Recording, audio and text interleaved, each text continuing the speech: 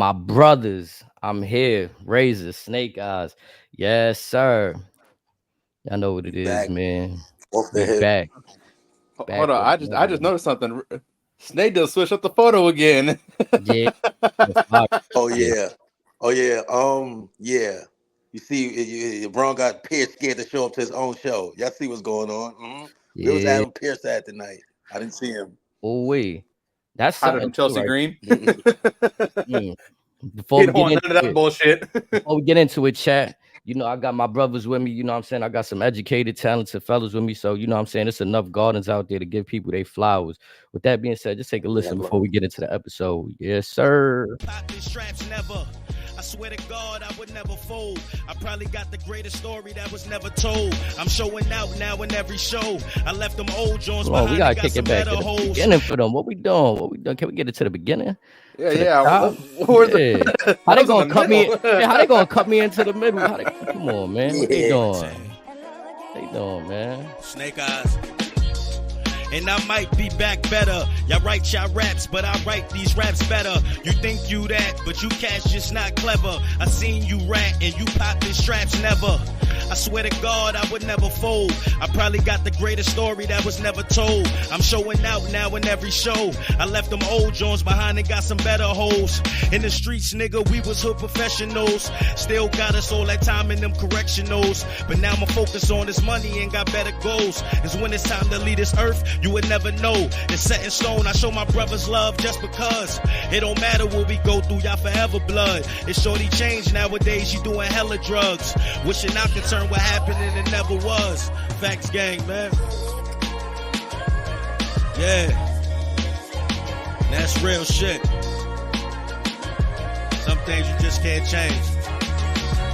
Word. Quarantine. Yo, and when you got it, everybody get to acting loyal. But when you go, is they gonna be there to hold your casket for you? So much stress, but I attack it normal. Told shorty come over. I don't wanna fuck, I only ask for oral. She probably think I'm crazy as shit, making me vent. Told her I don't want love, I'm chasing the sense. Ain't got a question every place that I went. I said I'm up now, yeah, but I came from the bench. First nigga seeing it uptown. They was calling niggas such clowns, but everybody got a set in the hood throwing it up now. I don't even say what up now. This shit is different in this era. I'm really only focused on this cheddar and make sure that my family living better. They be craving for the clout. I'm here to let this pain in them out. I don't care if they got my name in their mouth, man. Give a fuck about that shit, man. You really moving out here. You feel me? Nigga done been to like 8 motherfucking state on the map, nigga. I'm just a nigga from that barrier though. Yeah. Quarantine.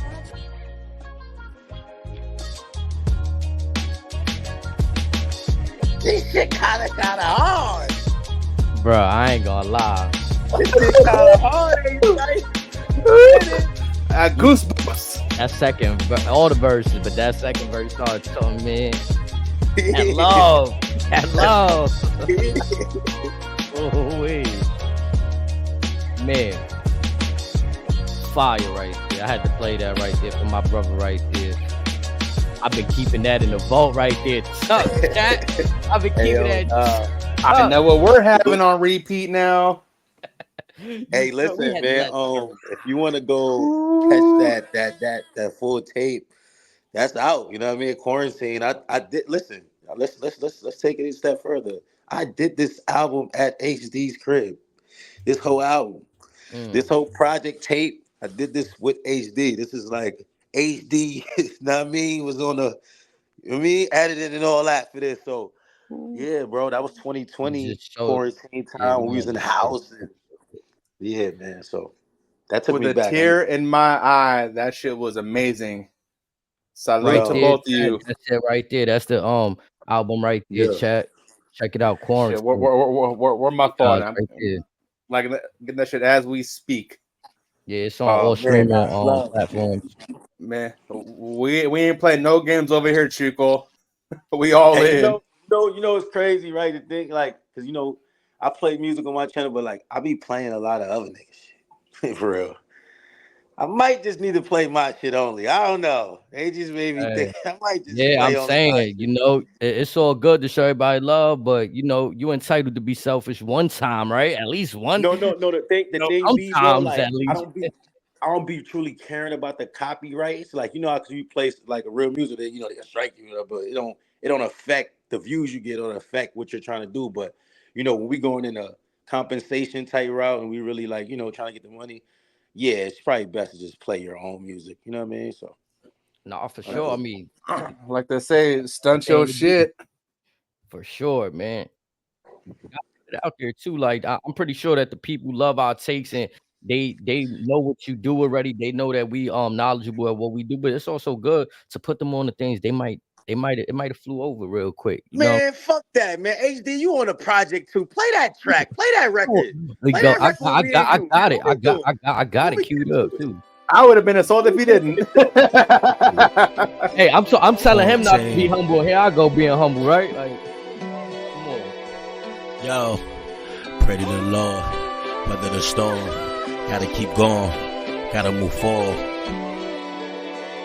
HD, what up, my nigga? Yo, nigga, we were just kids. Used to make $40 just to watch Bruce Benz. Had an OG in the hood, he used to always stop and tell me tricks. Crazy thing, he always was rocking some Pele shit. Remember PAL used to come through, we was deep. We was hyped just to be running through them streets. My block 4 buildings, but niggas ain't sweet. And when it came down to that sports shit, we was elite. Yo, young niggas, not knowing what the future hold. Downtown, we was wildin' like some 2-year-olds. Lost a lot of niggas, like the guy Crucial though. Mama said, voila, time passed, truth get told. You get one life to live, man, don't take it light. You got problems with your family, man, make it right. And you ain't pressing nobody cause you wearing ice. One shot to send you up, don't make us prepare your flight. Yeah, that's real shit. Yeah, pray to the Lord, weather the storm. Gotta keep going, gotta move forward. It's east side shit. HD, what up, my nigga?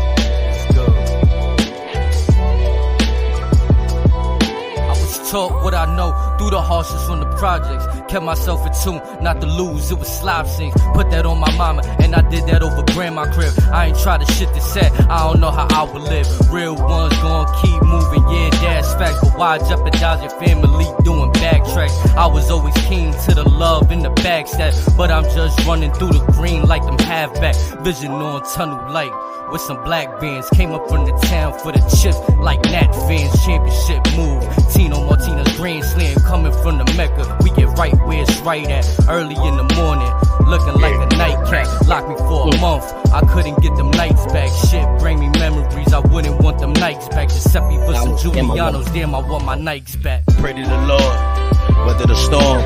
Gotta keep going, gotta move forward. Pray to the Lord, weather the storm. Gotta keep going, gotta move forward. What we talking about? I had to be gritty on this.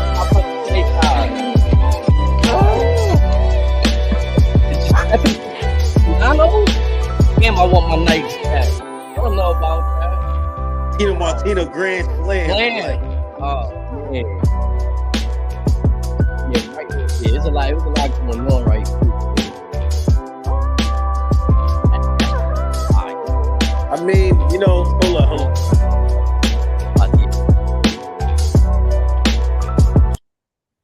You know, if y'all support us enough, we'll get in there, give y'all a 5-piece. You know, y'all support us enough. Me and my brother will get back in there, give y'all something for the summer. So, yeah, man, salute the niggas, man. I gotta dust my chops off too. All of this work we've been putting in, I kind of haven't sparred in the session. I need, you know, be in the back, listening to everything. I need. East side right there.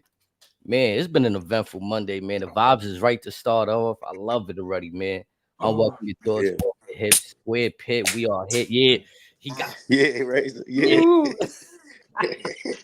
Yeah. Ooh. I know you was saying this, Snakes. I feel the same way. This is the first time I've been excited with a Raw in a while. Like, I'm like, okay. Dom and Liv. I think the energy's right. Dom and Liv finally, I don't want to say finally picked up, but okay, the plot thickens. We getting more layers there. Braun Breaker. Ooh, Dominic. Uncle Eddie is looking down from the heavens, smiling from cheek to cheek as we speak. let me ask y'all something. I'm gonna be real, right? I feel like this is my assessment on it. I wasn't thinking of this ahead of time. Damian Priest gets the championship. You know what I'm saying? He's just at the parade with the belt. His moment is kind of like done in terms of like, you know, we gave you the moment. You was at the parade with your, know what I mean, your people, the belt, and all that. I feel like the last 2 times I've seen him come out at a promo, it's just something's missing there, bro. Is it like that opening promo tonight with him and Drew? Um, it just didn't do nothing. And again, Drew's going to hit them one-liners. You know what I'm saying? He been doing that lately. Like Drew been killing with the one-liners.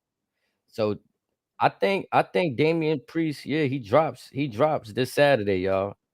That's where we going with it.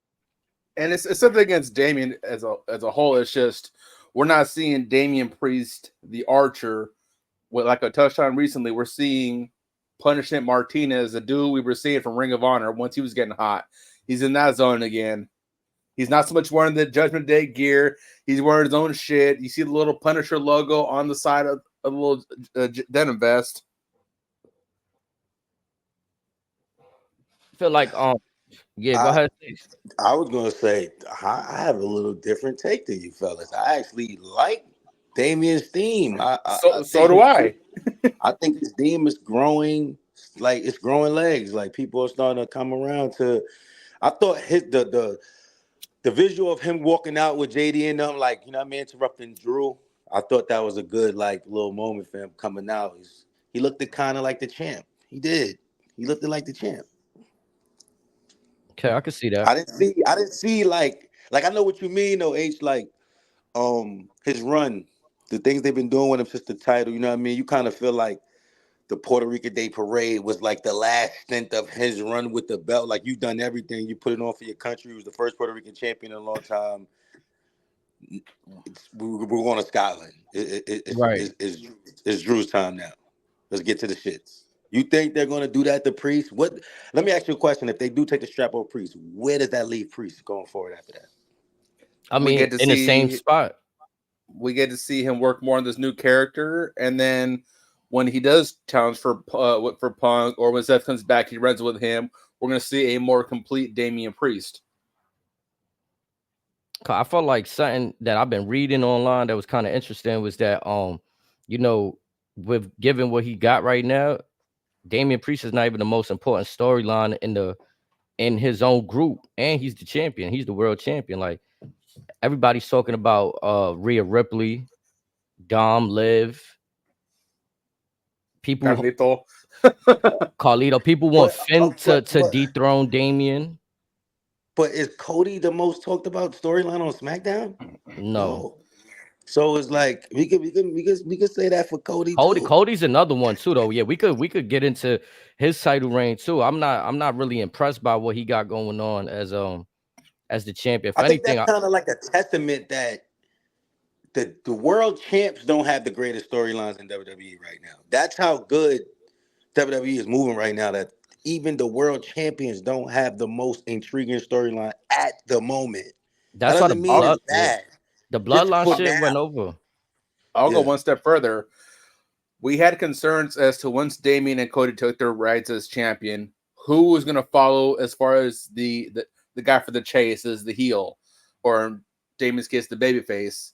Yeah, Drew's there, but I was like, what's after that? We're allowing everyone else to step their game up to say, hey, this is what the benchmark is. It's at an obtainable mark, but you got to do the work. And now we're seeing all these, each show has anywhere from 6 to 10 stores that are just firing all cylinders right now. But you would want, I mean, like I would want to think that the main title is the one that has the most dominant story. Like, for example, when Roman had the title Universal, it was like prestigious shit he was doing with it. You know what I'm saying? At the same time, that was years of grinding with that title though, too. And also, most of the time, they wasn't really working on nothing else either, except the bloodline stuff. SmackDown did nothing else but the bloodline. Now, all right. So before they combined both belts, what they had the Raw belt doing, just floating, just you know what I'm saying. Big E had it, Bobby Lashley had it. Then they gave it to Brock. Then Brock kept taking it from him. Yeah, so it's like I think Snake Eyes just said it like the World Heavyweight Champions don't have the best storylines, and I kind of want to see a change in that. Like the last important, I feel, was Roman Reigns. Like the whole bloodline situation, that work he All like he right. took Roman years. Reigns saved wrestling. That's what I'm Like saying. That's the there was a point a few years ago where I'm sure that y'all will always be wrestling fans, but there was a time 2019 where y'all was disappointed with what WWE was doing. yeah. Disappointed what they were doing with the rosters, the actual product. They was doing shit that was terrible. We could go back. Like we're in a beautiful place right now. It's amazing. But it was some ugly times. I don't Just know a how few years everybody ago. feel when we were loving Braun Strowman get these hands, they put the belt on him, right? And then they let Bray Wyatt take the belt from him. Like I think it was in a weird match too. It was like in some swamp match or something. It was just like it was weird. Like, shout out to, rest in peace, Bray Wyatt and all that. But it was just like weird transitioning the way how they were just killing momentum as to where now I don't really think they killing nobody's momentum, but the people that are in place, like right now, I'm hot. I'm hot. I cooled off a little. All right, let me ask you this question, Hot. HD. Right. You say you would like the WWE titles to be the most important storyline, right?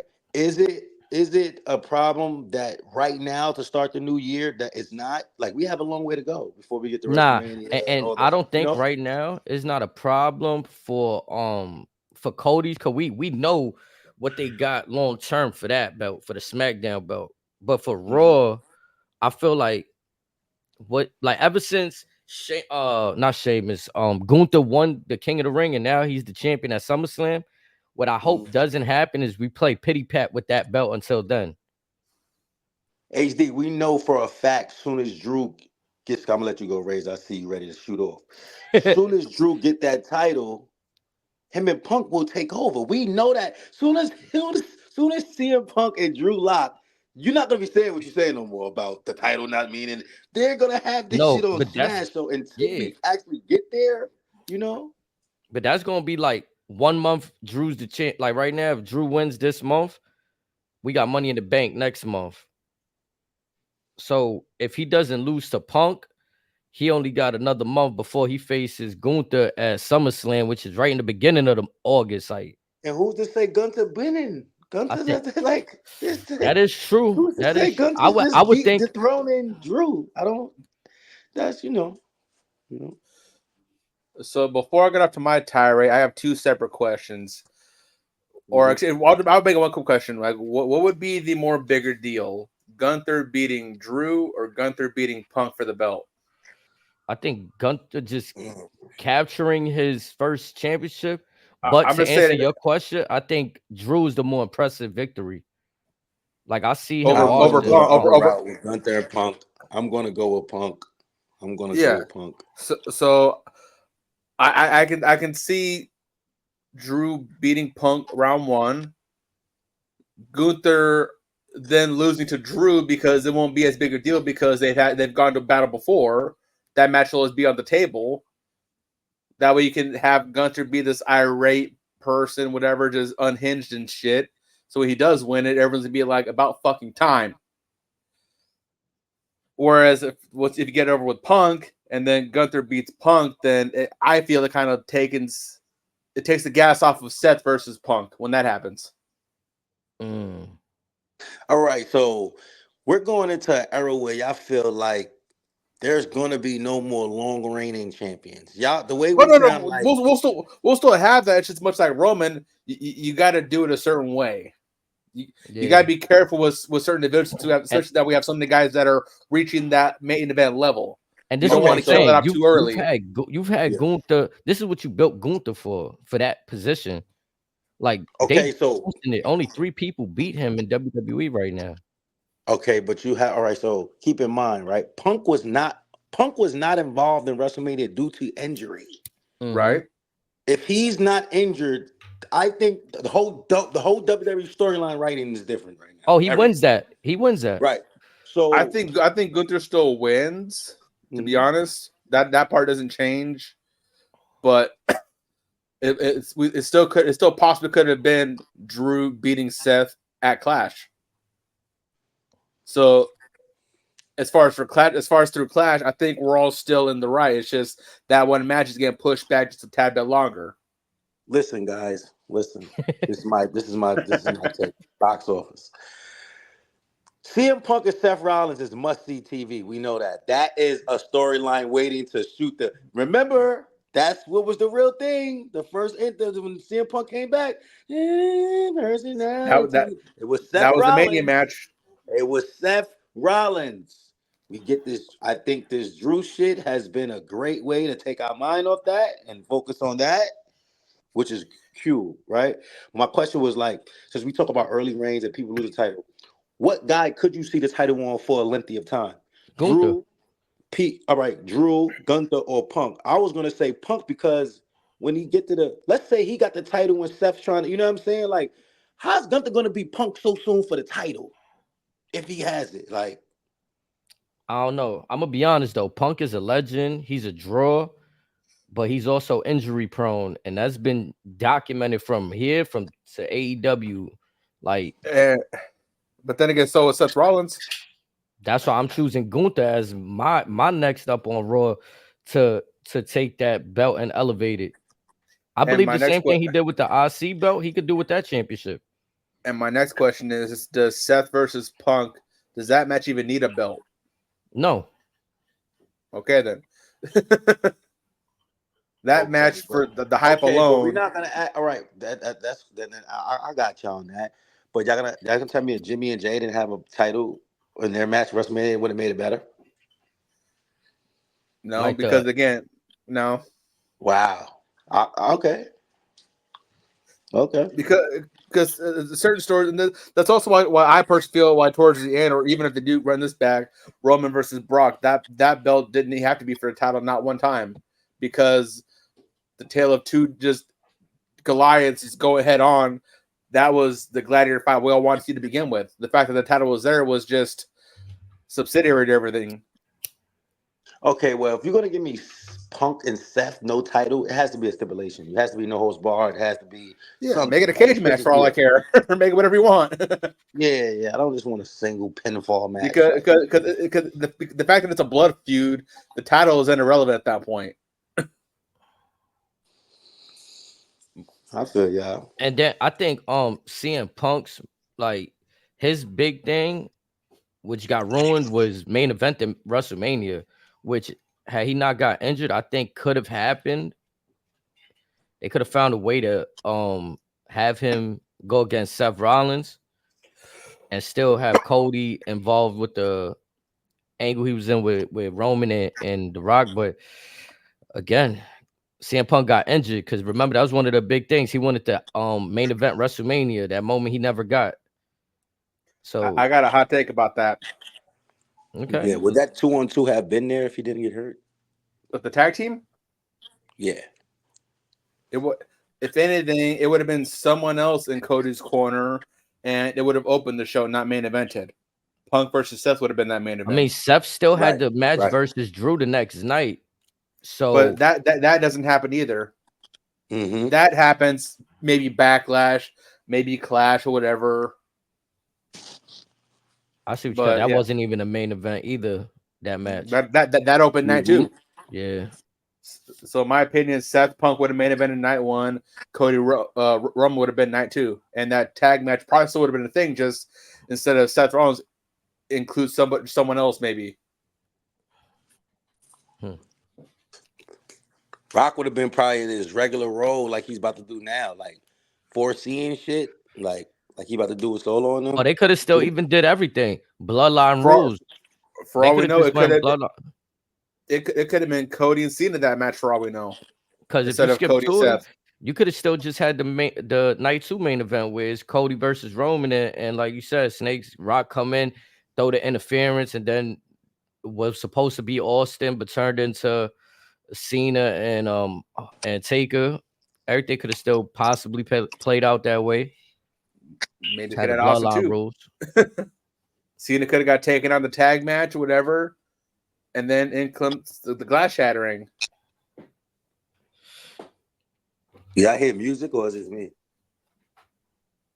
No, Might be you. yeah, I don't hear nothing.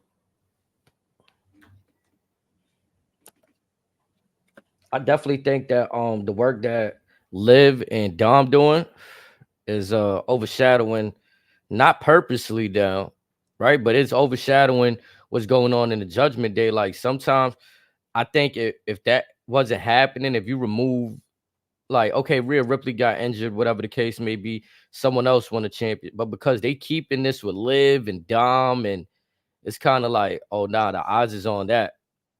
So how many segments did Judgment Day get today? I believe if you counting From opening from everything, camera time, period, just camera time. I say like six. I'm including the main event too in the matches. Yeah, I would say like 6. So almost 6 or 7. Yeah. Just about half the show was all Judgment Day. Yep. Incredible. Salute to Rhea Ripley. They've been telling y'all what it was. This is Judgment Day's Monday Night Raw. They've been telling y'all they run this shit. They've been telling y'all this. So I loved it. Listen, Liv and Dom got the biggest storyline going on currently today in wrestling. Everything is hitting on the cylinders, man. I loved it. Just think, we damn near got 2 hours of Judgment Day. Yeah. I'm talking about, like, every time I looked at the TV, they was at a backstage segment before the commercial break. When they coming back from a commercial break, I see. I'm not mad at it. It was actually entertaining, especially this. I know we was talking about it. This whole like hotel spicy card, yeah, they got spicy today. Card. Meet me at the hotel room. Them kind of vibes. Okay, so let's all right. So what? All right, so let's get into what occurred. We got a 6-man tag match going on. Liv makes an appearance. You just look so good, Dom. Just, Dom sweating, hair slick back. My nigga Dom is one of the illest niggas. And Eddie Guerrero smiling, like you said, man. Dom got the best job in wrestling and walking in that company right now. When you see everybody killing himself, dapping everybody like, you that nigga, dog. You got easy work. You just working with women and shit. So yeah, Liv come out. Hey, Dom, you looking so good. He's like, get out the ring. He slide out the ring to get out the ring. Perfect setup. Nigga pumps her. She jumps on Dom. She riding my man Dom on that floor. And I just want to say this to all my fellas out there. I seen that little jiggle from Liv. Let's be real. When that bounce, that thing a little jiggle. I'm cracking Liv. I'm not even Dom. You playing with your work. You playing with your food, brother. Mommy ain't trying to. You better. So that was crazy. But that was after we seen Liv just sitting in a Judgment Day's pit, so to speak. Just chilling, legs up, heels on. I know she was smelling like something. Now I'm like, we can't do this. I'm not with this. No. And she just like, listen. You want to deal with somebody that wants you to call her mommy all day. You need a bitch that's gonna call you daddy. I was like, Dom, you gotta go, Dom. I'm sorry. You gotta go. You just gotta take whatever comes with that, my brother. He went straight Kevin Hart. No. Yeah, like, so she slides my man the hotel key. Like, listen, man, I'll be waiting for you, man. Make up your mind, man. I'll be over here whenever you. Listen, I need you tonight. Like, oh my God. Come through is good. Like, what? Lord, that was like the first crazy segment and shit. Like, that was crazy. Well, the work Dom doing is phenomenal right now, because the chemistry he got with both Rhea Ripley and Liv is definitely fire. Like, and I want to say it's 2 different kind of chemistries, right? Like, you got like Rhea Ripley, she was being dominant with him, you know what I'm saying?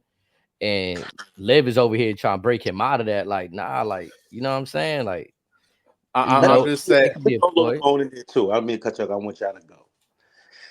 Y'all don't find this kind of all right. Y'all find this kind of intriguing that Dom is doing all this after he got married, right? Like after he locked in with Shorty and got married, like like before the marriage, the work wife and all these bitches touching on your dick. It's like, what are you doing? Now that he's locked in with that lady and all that, like that's my wife, I'm your husband. Like, Shorty got to be supportive. Like, she know that ain't nothing coming from this live shit. You know what I'm saying? It's like I respect it. I do. It also probably makes it easier that they're high school sweethearts that they basically know each other their whole life, so they know what it is. She knows the family business. Right.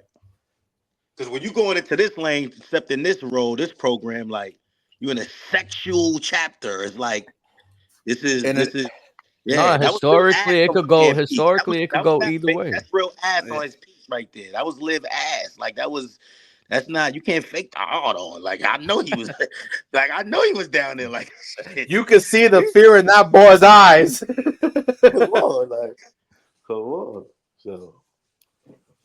Nah, that's dumb funny. You got Ray and Angie, his wife, trying to hit up his wife, doing damage control. No, it's all right, girl. He don't mean that. He's performing. He's trying to sell the match. Don't trip. Right. Trying to ease them up, right? Like, and she's going, I'm gonna kill that bitch. I got my own theories behind this whole situation. I feel like Finn Balor is the puppet master behind this whole thing right now. Explain. Like, I feel okay. Listen to what Damian Priest said in the beginning of this isn't Judgment Day's title, and then puts Finn Balor in a match with him with Drew to determine something that's going to pertain towards the heavyweight championship, right? And then it looked like Finn Balor was doing his best to win the match, right? Like, all right, so that's, to me, that's the good old bully stuff from TNA we was talking about. Razor, like, he's playing it out. Yeah, I'm Team Judgment Day, and ultimately he is going to be Team Judgment Day. What has Finn been doing these last couple weeks?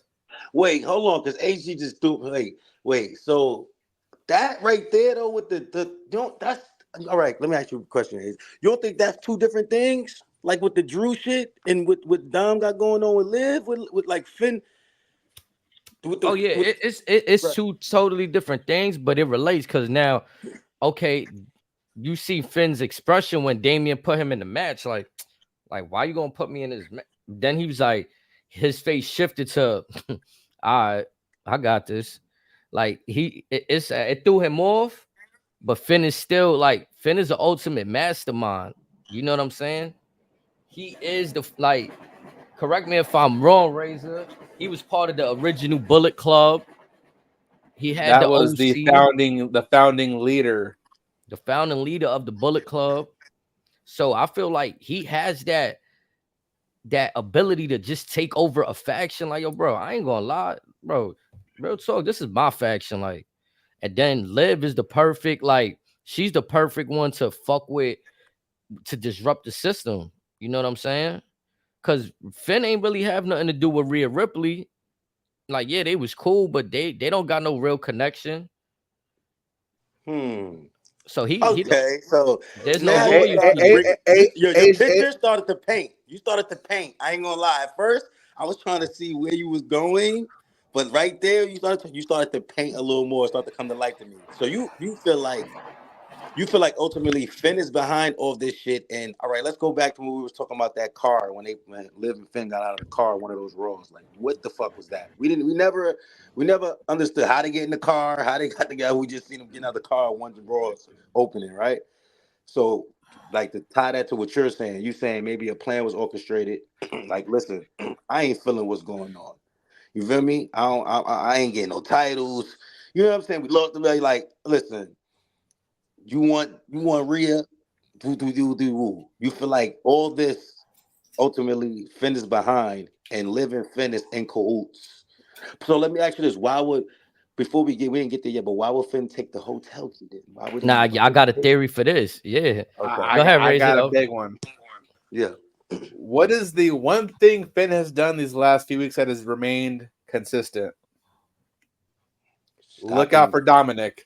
Right. Look out for Dom. Yep. So, yes, he did swipe the key, and Finn has been giving Priest these sideways looks for a minute. This all ties back, to my opinion, to when Priest said that he was the leader of Judgment Day, and Rhea kind of went along with it, whatever. Rhea had her own little power trips with the Judgment Day, respectively, especially when trying to get JD in when her and Priest were against it. Mm-hmm. Finn is trying to match up Dom and Liv to, one, get under Priest's skin, and he knows it's going to piss off Rhea because I think he has taken over Judgment Day, and for all we know, he probably slipped Finn the key saying, hey, I'm doing this for you. You know what to do. Okay, so damn, so this shit get crazy. Okay, I like this. Yeah, I feel like there's a reason why he's cock blocking. I'm gonna be honest. Me too. There's a me method, too. and it's not because he wants to live. It's because he either already got her, or he's trying to force Dom into doing something in his favor. Let me talk to you about. Go ahead, Razor. He's probably telling Liv, remember the plan, not right now. Exactly. One of those kind of like chill. It's kind of early, like you executing too early, like kind of things. Like it could be or like they're catching on, like you're gonna make them catch on to what's happening, type shit. Yes. Okay. I do agree with the fact that they never liked it. Finn bringing in JD, they gave him hell for that, to the point where they just kind of like forced JD on. It's like, you took your beatings for us, so you down with us. It never was like we really agreed to just have you. It was never we rock with you. Right. Everybody else had to, like, even though he had to kind of earn his stripes, but everybody else, like whenever Dom was talking to Andrade or whenever other things was, even though that happened later, but just whenever they tried to bring in somebody new, it was always this dissension. Finn kind of like put his foot down, like, yo, nah, this is my man's right here. Like, I'm bringing them in, like, Judgment I'm gonna be Day, real. like, WWE is great at these long storylines too, like shit that be like yearly. Like all this shit this shit connects. It does for sure. Like all this shit, like. Yeah, this is shaping to be up to one of the best endings to a story in a while, with Liv and Dom and all that shit. That's just crazy. Yeah, because one could think, right? Like, what's to say Finn wasn't jealous of Rhea and Damian? Like, yo, bro, I've been Universal Champion before. I was North American champion. Yeah, like I've been champion here, and I, I'm just like a third fiddle, basically. Third wheel, like, nah. So now when Rhea comes back, but they was undisputed tag champs though. Like, it's not like you ain't had no gold, bro. Like, and then that's what also, remember, look, when Damian Priest and matter of fact, it was Finn Balor and I think JD had challenged for the championships, and Finn Balor told him, I wish it was you out there. Like, I feel like that was a little saltiness right there, like, you know what I'm saying? So there was little seeds being planted already. Like, Finn been salty with Damian, but I think Finn is holding on to the right moment to execute. I think y'all might be right about the plan, but I think Liv is about to tell Finn, fuck this plan. I like Dom. Like, I really like Dom. It's like, you know what I mean? I really like Dom. I like some, and I want some. Yeah, like, I like her too, type shit. Like, yeah, things go awry too. That can happen as well. Like, plans change, right? She got her own agenda now. Now, if that happens, can you imagine the nuclear heat that Dom's gonna get? And on top of that, this will only make Rhea's return rival that of an Austin Pop. Because once you hear "this is my brutality," no matter what city they're in, that roof will fly out of the fucking city. Oh my God. Yo, that shit is gonna be epic, bro. With her room, like, that shit is gonna be epic. It is.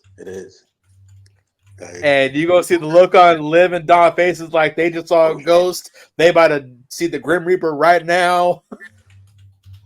Man, that's the hottest thing they got going right there. I'm telling you. I might say it might be the hottest storyline in WWE right now, in general. Easy.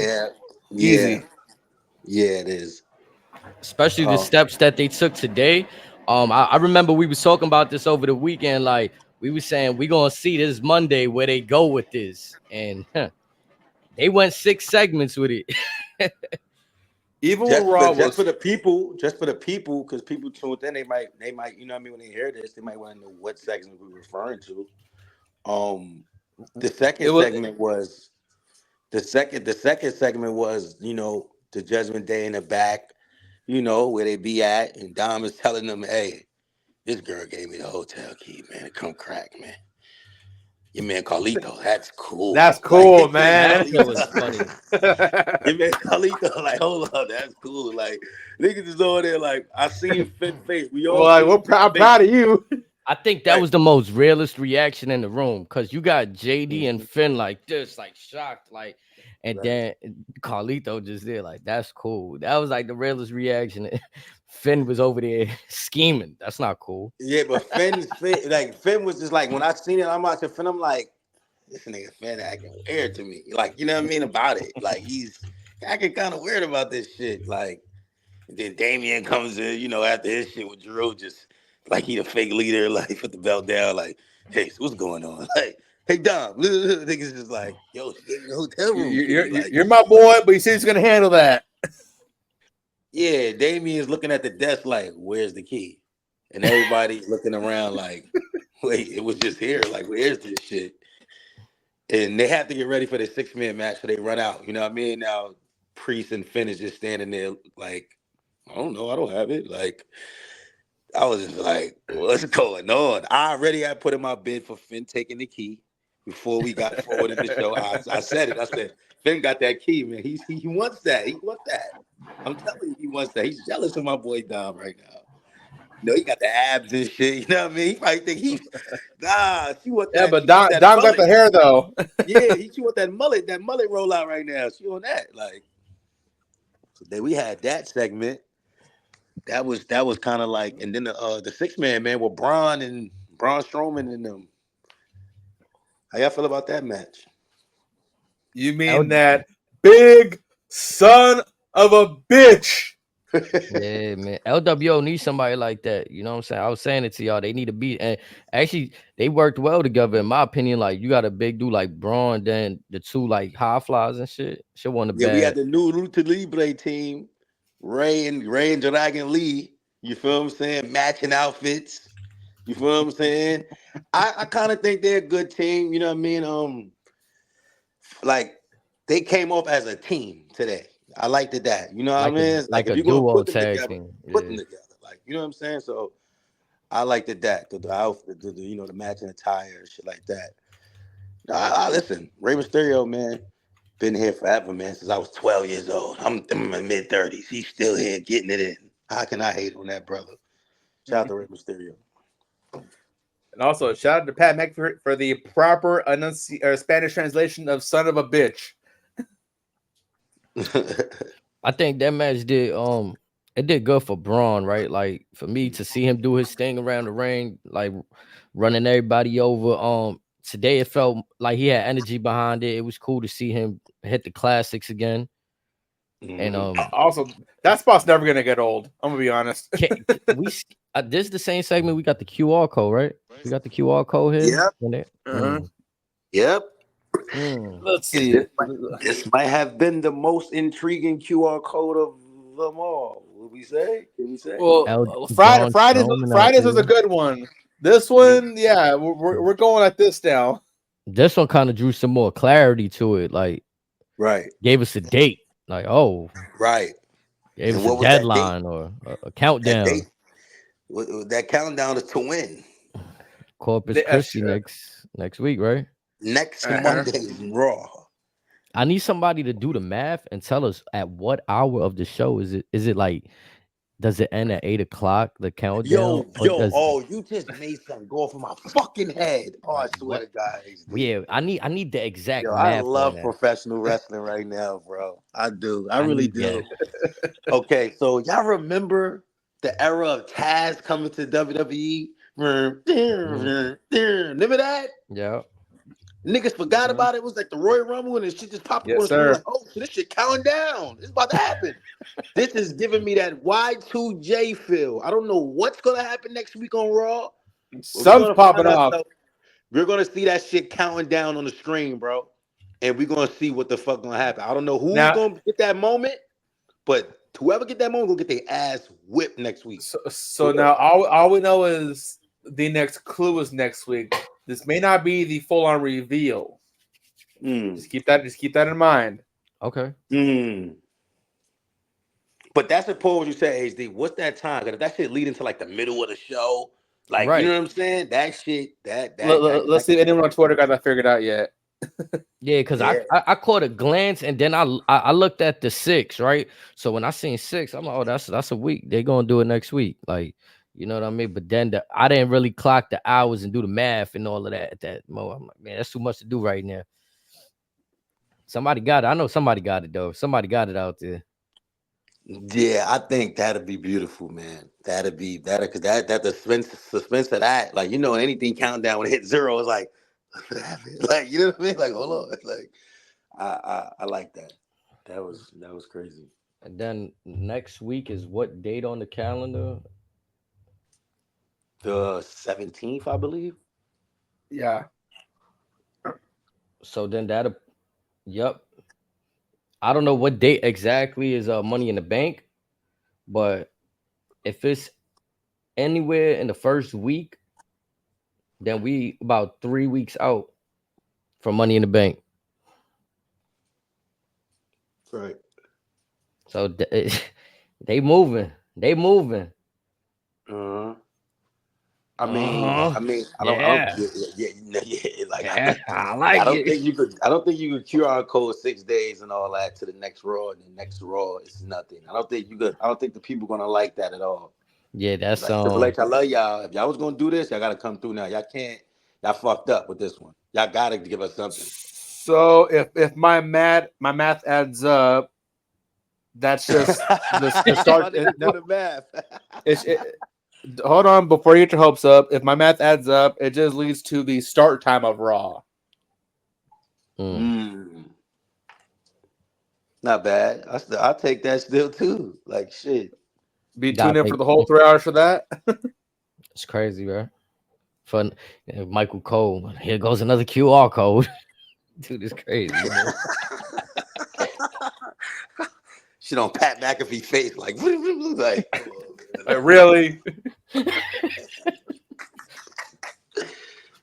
Son of a bitch, nigga Pat. Like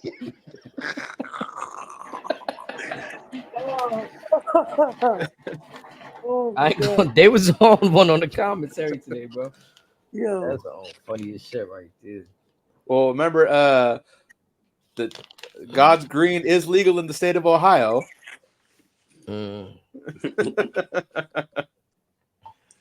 I think it's say before we get into, I don't know if I like raise it, and I know me and you share the same hot topic. I don't know about you, Snakes.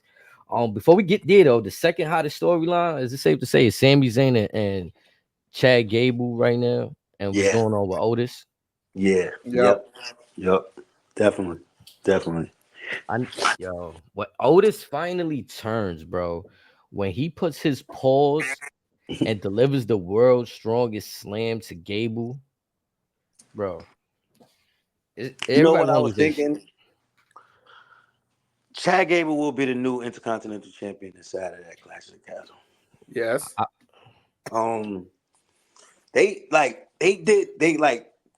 Chad Gable was supposed to win the title a couple of occasions, according to the people, to the fans, right? He should have beat Gunther one of those matches. You know, they said he should have won it. He was close to catching and beating him. They had this whole storyline with his daughter. I'm doing it for my daughter. I'm doing it for her. Doing it for her. Right? Going to the WrestleMania. He lost. Crushed his hearts with the daughter shit. Crushed his hearts. That's when he German suplex Sammy. Like, my daughter. Did it for her. They put this title on Sammy after he won the tag team belts. After he was a part of the bloodline shit. After all that. This man just keep getting. This is Gable's time. This is Gable's time. I feel it, man. I've been saying this too, Razor. I want to see Otis take it off Gable.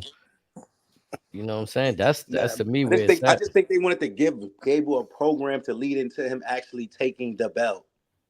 And this is a good one, but it also puts it at, if he has the title, you can continue on with the Otis shit. And now you build another star under him. Like, you feel what I'm saying? Like, it's not just about him. Like, now we building Otis up to like, Otis. When you hear these Otis chants. Otis Gable SummerSlam, maybe? Come on. Why not? I'm glad Otis went back to his history today, too, when they was in the backstage segment. Thank fucking God. He must have heard my rant. Man, no, that was dope. That was definitely dope to see that right there. Like, you know, they usually ignore shit like that. So, you know what I mean? It was even got the little Tucky. Right. It then took my man Akira Tawaya out of that whole funny role. He's dead serious now every week. The Chinese guy. He just scared for his life. He's Japanese. He's scared for his life. He don't want the smoke right now. He's just trying to vibe. Maxine Dupree and them, they get an Oscar too, man. They playing their role well. Like, they're doing their thing. They're doing their thing. Him mentioning the fact that he had the money in the bank, I feel like it's huge because the current crowd might not remember that. We were just speaking about that the other day. You know what I'm saying? Him with Tucky getting a mention, to me, that was dope. I like Tucky. That was fire. So again, them giving a head nod to his history, I feel like this is his time too. Otis, like you said, Snakes, give Gable the belt, get into a program with Otis, and then Otis captures that championship from him, and we see a different, or maybe like that throwback Otis that you love, Razor. Like, you know what I'm saying? But they trying to, all right, so what if, all right, well, maybe, all right, so we haven't seen the Creed brothers. We haven't been seeing the Creed brothers shown as they usually was. Maybe they getting them ready for that hill run with Gable when he get the belt. Like, maybe that's when he team up with them. Could be. While Otis is trying to get the belt, you know what I mean? Like, because look, Otis can challenge Gable for the belt, but that doesn't mean he needs to take it. I think the most important thing is to grow, to turn Otis as big as you could get him. So if you could make him a star, doesn't mean he gotta have a strap. WWE did his job, like turning Otis into something people didn't expect. So I think that's a win. You know, Gable was the new Kurt Angle. Like, Kurt Angle was Kurt Angle was not to be fucked with. Let's be real. Kurt Angle was not just the guy you're gonna beat. So Gable got all the tools. Like, he could be the reign. He could be the champion going forward for a while. The Intercontinental champ on a real mean, streaky type vibe. You know what I mean? The thing about Gable too, it's unfortunate. I feel like there was times where we were ready for that, and they did whatever to kill his momentum, turn him into Shorty G. That was tough. Yeah, but Vince ain't here no more. That's that's the best part, and that's what I was saying to y'all about the Ricochet shit. That it's unfortunate that like he want to leave. You know what I'm saying? Like, he ain't even give that much time under this. Maybe he feel like that speed champion being presented as that wasn't it. You know what I'm saying? Yeah, I mean, but you also gotta look at it like you are leading this whole new world for WWE. Yeah, you gotta put that on your back. Put on. That could have been his baby right there. They also put a blue collar shirt on Gable today. Very similar to Kurt Angle's blue collar. I noticed that too. Right. Yeah. They be listening. WWE be listening to the people, which I want. They be listening to y'all, man. Keep talking. They be listening. I want Hell Gable, he coming. A nasty Kurt Angle Gable, he's coming. So y'all want another pastel shirt? AJ Styles gave it to you. I feel like Cesaro would just get, like, you remove him from this, he just gets lost in the shuffle, unfortunately. Like, yeah, like, what do you find for Cesaro and Dupree after that? Like, you know what I'm saying? I mean, with Otis. Yeah, and throw them staying together. That could work. Yeah, that's the support system. I think they stay with him for sure. You know what I mean? Because they're like, whether they speaking or not, like, Dupree and Tozawa is like a part of this shit. You know what I mean? Like, their emotions and everything. Like, people are feeling for them. Like, oh, it's sad. Like, they're getting bullied. Like, all that shit is working for them. All that shit. So, nah, they just got to be supportive of Otis. They gonna be Gucci.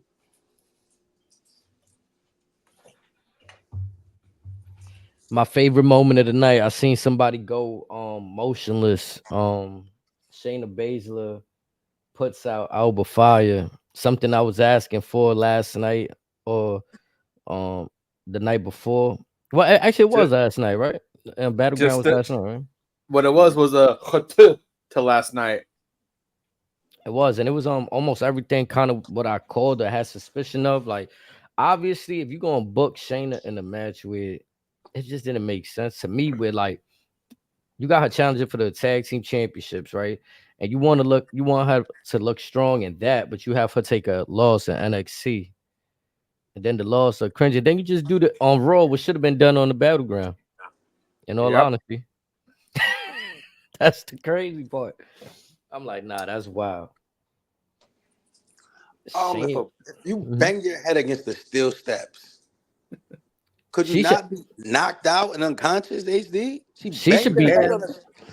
Like Shayna got a head banged on the steel steps outside, picked up, threw in the ring. Yo, this shorty did her move. They started pouncing on her. Got stopped. It got stopped. Shayna should have been out, like you said, on the steps, on the turnbuckle spot. She should have been out.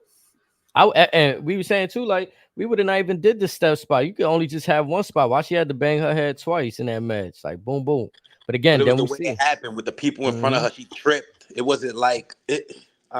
It'd be the little details. It's like that wasn't supposed to happen. It's like it happened. Oh shit! Boom! Put in the ring, swing fit. Like it happened fast, bro. Like nigga, these guys want to just be laid out dead. Like, like then don't leave the ring. Have the one turnbuckle spot. Problem solved.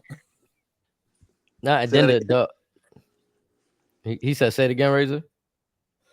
I said, then don't leave the ring. Have the one turnbuckle spot. Call it a day. Well, like, it should have been kept as like a regular fade in the ring, nothing more than that. Once you left the ring, then you're just telling everybody there's gonna be a whole lot of bullshit. Yeah, I was just trying to like bring a realistic reasoning to how it ended. You know what I mean? Like that's all. Nah, that's what I'm saying. Like the way Alba sold it tonight, like she looked like she really got put out. Like she let her, just choke her like for the match stop, boo boo. You know what I'm saying? It was the selling for me. I like the selling, like you know what I'm saying. And Shayna, even that knee, yeah, you know what I'm saying. Shayna, she should have sold that shit a little better. They came out. She looked dominant. She should. But Lola Vice is a superstar though. Want to come up, so yeah. That's what I'm saying. If you're gonna put her over like that, like it didn't, I don't know. It was poor timing for me in terms of y'all about to have. I think you being petty. You think so? I think y'all got her two feuds. I think like you being petty with that one, bro. That's why I've been on you with that one. Like that's why I've been letting you get that off. I feel like you being extremely petty with that one. But tonight, I just feel like I feel like the way like Shayna really had it in the choke, nigga. You can't get out this shit. This shit over. Like she couldn't get out of that. It was tight, locked in. Lola Vice would have been able to get out of that choke. HD, Alba Fire can't. You know what I mean? Like this is 79 overalls fighting against 89 overalls in the WWE 2K aspect. Think about it like that. I could see that, but still, fuck that. Knockout should be a knockout. Keep your pettiness. Stay petty. I could see what he's saying. But a knockout should be a knockout. I feel you. I got you. Yeah, Shayna should have been knocked out. You know what I'm saying? But again, to that point of that match, though, I don't understand the booking of that. Like, you're gonna have Jade and Bianca in a triple threat tag team match. We've been speaking about this shit. I don't know what's gonna happen there, but we feel like Jade and Bianca gonna win. But why have them in a triple threat tag team match? Why it could have not just been a regular tag team match? Yeah, I'm with you on that. I don't. They made them the other girls that's gonna be in the match kind of weak. How they lost. Like if Shayna would have won yesterday, I would have said her and Zoe were winning this weekend. But I kind of think they might put it on Dawn and Fire. On some heel chicken shit type stuff. And that's the shit I was talking about. I don't want a cheap way like, damn, Jade and Bianca ain't even get pinned for their championships, which I see like it's hard. Nobody could beat them right now. And also, a part of me kind of thinks that they're going to put all the belts on all of the Scottish locals. That'd be Don and Fire, that'd be Piper, and that'd be Drew. Oh, brother. The hometown loving. That ain't happening, Razor. I just want to let you know that's not. I don't think so. Pick one. I mean, pick one. 3, you're acting for a goddamn lie. 3. All right? You better pick one now. 3? Yeah, I don't know. But hey, WWE crowned 3 Latin American stars on WrestleMania weekend, so anything could happen. Man, I mean, that's kind of been the thing too now, low key. Like they've been, they know where they're gonna go, they map it out, and they got people representing low key. You feel me? So ultimately, with this 2-on-2 triple threat, these women, I think we're waiting to see who's that tag team coming that can actually challenge these ladies, man. Where are they? Where is they? Like I'm looking. That's the problem. I'm looking down the roster. I'm looking like where's the 2 girls that's like, oh no, they're a problem. Jade and Bianca's like, where are they?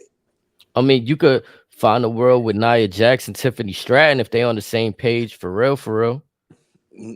See, like Lower Alliance is trying to be built. Like, see if that come into the fold, like, oh, they're a team. Like, see, that's a respectable tag. Because Nia Jax just beat both of them in the Queen of the Ring tournament, if I'm not mistaken, right? She beat Talk Heavy. Yeah, even though Jade was a disqualification, and she got over Bianca clean, I believe, but she got over both of them. I definitely think that is something WWE is working on right now. Like, you have to get better with the tag team division for the women. You have to. Like, you got your champs. Now, who challenges? How do you bring the spice to the division? Like, Albert Fire and them, like, that's cool. What you thinking? Zoe, cool. Who else? Besides those 2 teams, who else? You had a tag team, and you let them go. You had the Iconics. Oh my Lord, the Iconics. You had them. They were entertaining though. I mean, there was some cute girls, long legs. I get it. But here's the thing, though. They can actually go in the ring. It's just they were presented not to. You can watch all their like stuff like post then, even pre then. It was actually nice in the ring. It's just Vince wanted to do Vince bullshit. What are you gonna say next? The Brie and the other girls, the sisters, They decided to split up Fatal Attraction, but Gigi Dolan is hurt now, but they had something with her and JC Dane from NXT, but they went away from that. You could have something with Io and Kyrie, but I think Io's probably gonna stay on the singles side of it. And look, Damage Control is talking about change too. What change you think is going to happen there? I love that segment. That was a good segment. Io going dolo. Okay. Dakota looks good. I like her, man. That girl. Yeah. That young lady. But I just think Io was just like, man, we gotta start winning.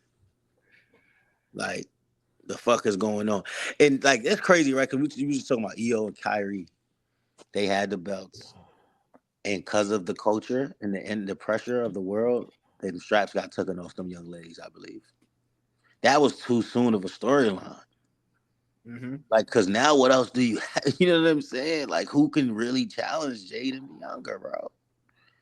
I think a big part of that, too, is Asuka was injured, so they kind of had... Yeah. Unless they could have played off of the Freebird rule, too, which would have been fun to see the females do, where, like, Dakota Kai could have stepped in as the champion. Like, you know what I'm saying? But again, like you said, they kind of pigeon-toed themselves when they sat there and booked them against Jade and Bianca. Like, they should be winning that match. So, again, it's hard to say who could really defeat them. I would say, like, maybe Nia Jax and Tiffany Stratton. If Charlotte decides she want to put her hat in the tag team division, when she come back and find somebody, I don't know who that somebody could be, but it will be interesting. You have 3 options with her. That'd be Naomi, Bayley, and Becky. I would rather see maybe. See, I wouldn't rather. It wouldn't work with any of them. That's the problem. Yeah, nah. You know what's crazy? Like how they don't have like when you think about the females on the roster, you can't think about like what teams could challenge them. But when you look at NXT, what we seen yesterday on Battleground, like how much talent they got down there, like for them females, they might have to bring some of them girls up, man, and make this shit competitive, man. For real. Not for real. Yeah, I mean, like I think Chelsea Green is talented and stuff, but she's somebody that's up on the main roster that's kind of like in that position where she's not we can't take her as a serious competitor when you put her up against a champion. The same for Maxine Dupree. The same for Maxine Dupree, right? So you got already two people up on both sides of the roster taking up a spot that, you know, I mean, I'm not saying they don't, but if you want a competitor or you just want somebody to play a role and fulfill a slot here. And let's be real, if Shayna and Ronda doesn't have that beef, like they would have like Ronda was supposed to be Zoe right now. Like it's supposed to be Ronda and Shayna versus these two. Correct from didn't Ronda and Shayna have the tag team gold at one point? For a minute? Oh, did they? Yeah, I wouldn't know more than me. I believe so. I want to say they did for a quick cup of coffee. Yeah. I could be mistaken though. Yeah, I think so too. But to me, that run, like it felt like again with the Brock Lesnar Goldberg situation, we knew Ronda was on her way out, so everything she was doing at that point was kind of like, Yeah, Ronda and them, I think, unified at one point. They unified the NXT tag belts with the WWE tag belts. Yeah, I'm just looking. Yeah. But as far as the NXT women, there's a lot that you can do as far as creating tag teams even. Oh yeah, that's the beauty of it being developmental over there. That's the way, like when you're on the main roster, it kind of feels like you said we got to kind of build it there, so it look a little weird. Like you're bringing two superstars that the crowd already knows for this and for that, and you're trying to blend them together.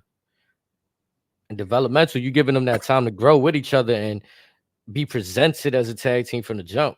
Even though they might have done singles work here and there, but there's always a way to present them. You know what I'm saying? Look at what became of Enzo and Cass originally. Mm-hmm. That might be now that we're really saying taking a deep dive on this shit, that might be the weakest thing going on. Like they don't have enough tag teams for the women to challenge. They don't. And then that belt looking at is the a roster, curse. bro. They don't have nothing. Like who? There's really nobody. It's all single. Now they're I think the Tongan twins from WoW or wherever, they are free agents currently, so that could be something WWE could be looking into. There are two twins that could pose as actual monsters, so we could see them very soon, maybe.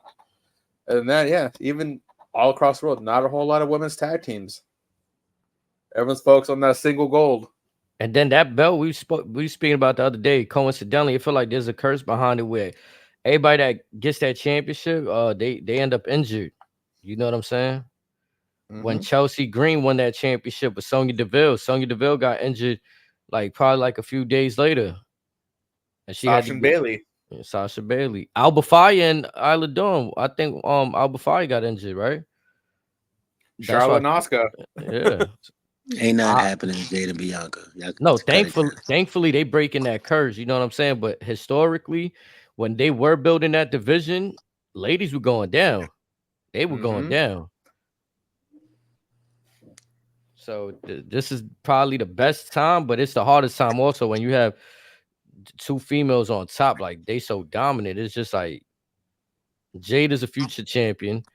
You know what I'm saying? Bianca's a multi-time champion. Former champion. Yeah, so sorry, come on. Again, the question is, who do you get to really defeat them? Now, this might be the Mizu Pot way to do it right here. A triple threat tag team match where the champions don't have to be pinned to lose their championships. Classic recipe. You got to have something happen in the match, like maybe Jay to give Bianca a boot or something like that. Yeah, some sort of little friction or something. Just a little bump in the road to get people to be like, oh, you know what I mean? Because like I said, But we should have already had that though. No, but that's how it always is when the two sisters get around each other. It's all love and happy and smiling. We love each other, girl. You my girl. You my girl. This shit go left. This shit go left with two sisters. Bad. Like, you know, they still friends, but they might have a little friction. You know what I'm saying? You just want them to get a little ratchet.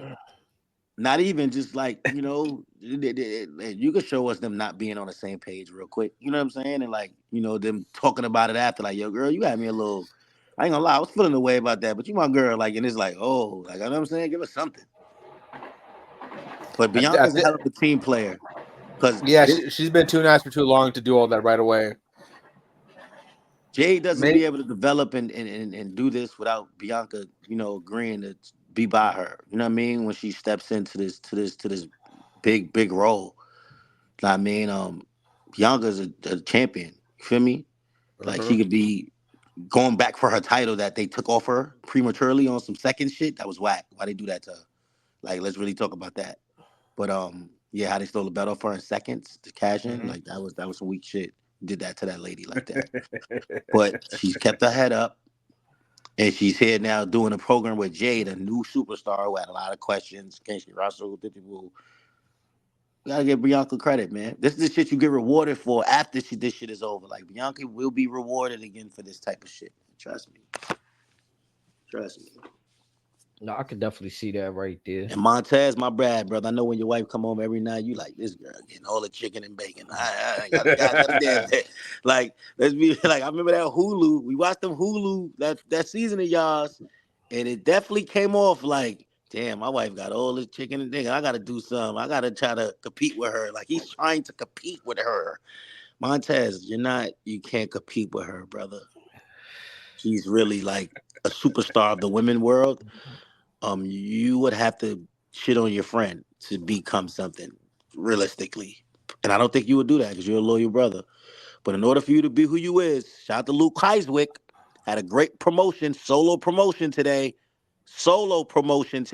He did well. It looks great. That's what we want from Montez. But we won't get that because he's a loyal brother. But you know, the thing is, too, I feel like Ludwig, though, his demeanor, I never really seen him play around. Like, I think Montez really wants a character in which he could still be him and play around. But I don't know. We don't see enough of that mean. We see a mean streak here and there where it's like he'll do spurts of it throughout the match. But like you said, we need to see some gritty. We need to see Shawn Michael throw Jannetty through the glass or something, man. Like, you might have to. HD, what was that Money in the Bank match he was in, bro? When we got to see him in a solos environment. And he was in the elimination chamber. He stole the show. He stole the show. He did the shit that was risky. He did all the shit to steal everything. Everything we thought he could do, he did, and then some. Come on. But again, right back to a program with him. That'd be a babyface Montez. I don't want to see a babyface Montez on his own.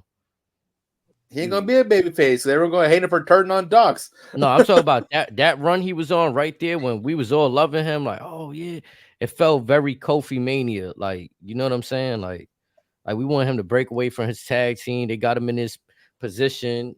They're giving him the looks. Again, I was for it, but then they did nothing with it. Killed the momentum.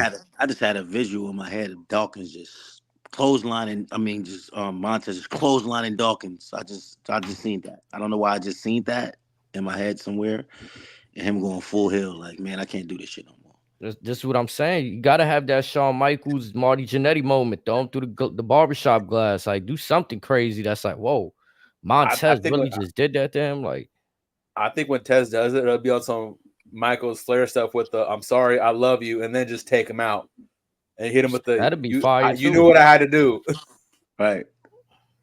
And that could bring some spice to all of Dawkins as a singles person, even though we're not invested, but you would have to be because it's like, damn, he turned on him, so we would be open to hearing him on the mic, like, yeah, shit like that, yeah, for sure, definitely. And I honestly too, I wouldn't even be mad if they had to put Dawkins with somebody else in the tag team. Like, let's say if he just still be lurking around with Bobby Lashley or something, like, you know what I'm saying? And then Bobby Lashley adds somebody else to the group. And then they working right there. Like he could still be a singles competitor, but he's still surrounded by people. So it's not like he completely out there on his own. I also could see him go to NXT and be the new Dijak or something. Like go down there and work on your skills. I ain't gonna lie. Himself. Yo, Dawkins need to get in his D'Lo Brown bag. He need to give us a little head twist. For real, bro. Go down there, go down and redefine your character at NXT. That's what it's for. Like give us the head twist. Baron Corbin is a good talent, but he ain't too shabby of himself to go down there and recreate himself. And he's had to go back to the lab a couple times. Ain't nothing wrong with that. Come on, ain't nothing wrong with that.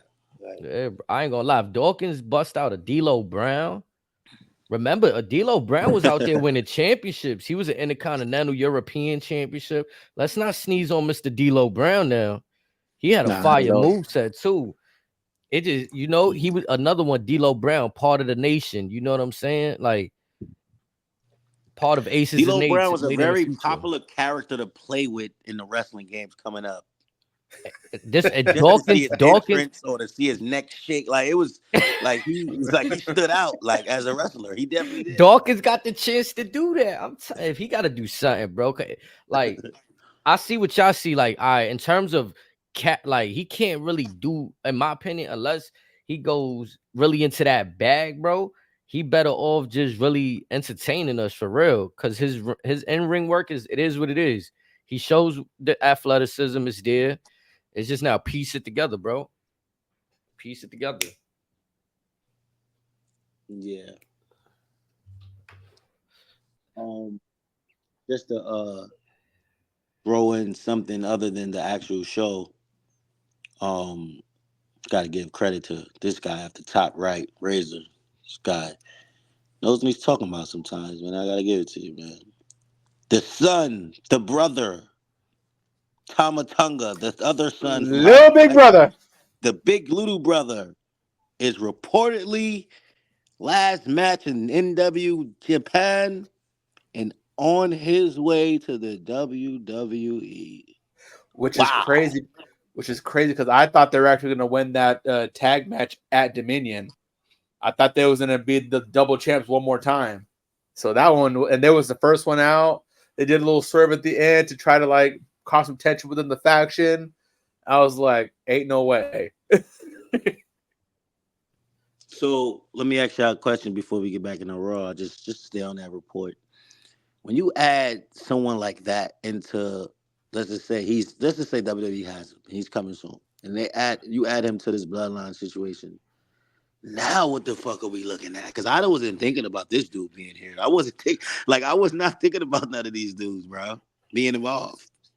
So here's the thing with him specifically. He's still very new to the game. So much like Azilla, I think it'd be more to his benefit if he's down in NXT for a bit.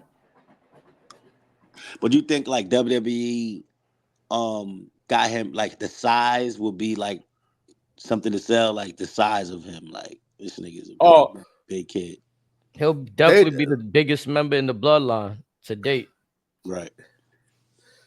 In terms of height. So can you imagine the way Barrett just overreact to this fact that we have the third son of Haku that's 7 feet fucking tall? Yeah. Yeah, I like where they're going with this, man. Or at a PLE when Pat McAfee just looks at him and goes, Jesus Christ! Mm-hmm. They definitely gonna sell that shit. How you feel about that shit, HD? Him them bringing over Haikulu. What's his name? How you say it? Honestly, I thought so. There was reports before Tamatonga and Tonga Leo had came through that Hikuleo was like he was gonna leave. So I actually thought he was gonna be the first one to come over, and then they surprised us with Tama and Tonga. So right now it's kind of like it fits. It's like, yeah, I see it, wholeheartedly see it. Like, and it makes more sense because it's like the rollout that they're doing, they're already setting the stage, showing us that the God they established. The Gorillas Destiny, they established for, you know what I mean? They've been in the game in Japan for 14 years, dominating. So it made more sense to sell it like that rather than the youngest brother come through. You know what I'm saying?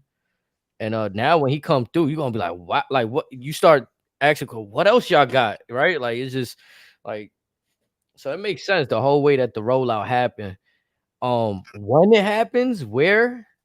That's how do we get there, right? Like, and even with he could lay a part of me is that if they do have him in NXT for a bit to where he like polishes his craft off, I think he'll be linked more with the OC than with the Bloodline, just to keep the brother versus brother on ice, or when we do get the stare down between the OC and their former Bullet Club brother core brethren in the Gorillas.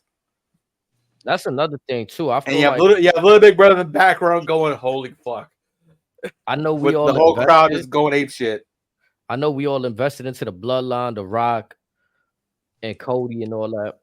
Do you feel like where we're clamoring for like this Bloodline OC explosion? If you go back to the Hall of Fame, The Rock hugged Haku and Rikishi, bro. Mm-hmm. What's the Bloodline faction right now? What sons? Who kids?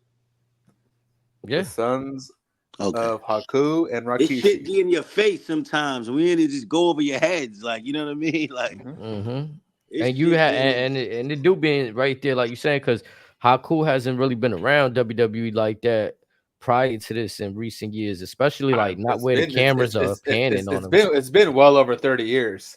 Yeah, like maybe close to 40.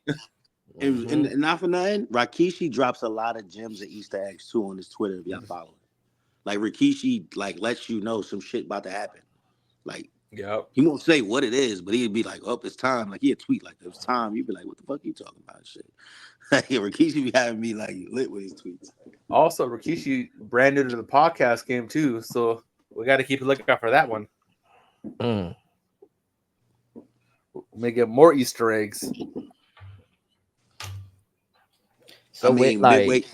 Yeah, go ahead. My bad. Nah, I just wanted to just like ask, where do we go now? Like, I know Razor just kind of said his piece in terms of he think Hikuleo was going to join the OC and be with AJ Styles and all that. Do you kind of feel that same way, Snake? Like, keep him away, or do you think like we just gonna have a pay-per-view where he just show up, or like, you know what I'm saying?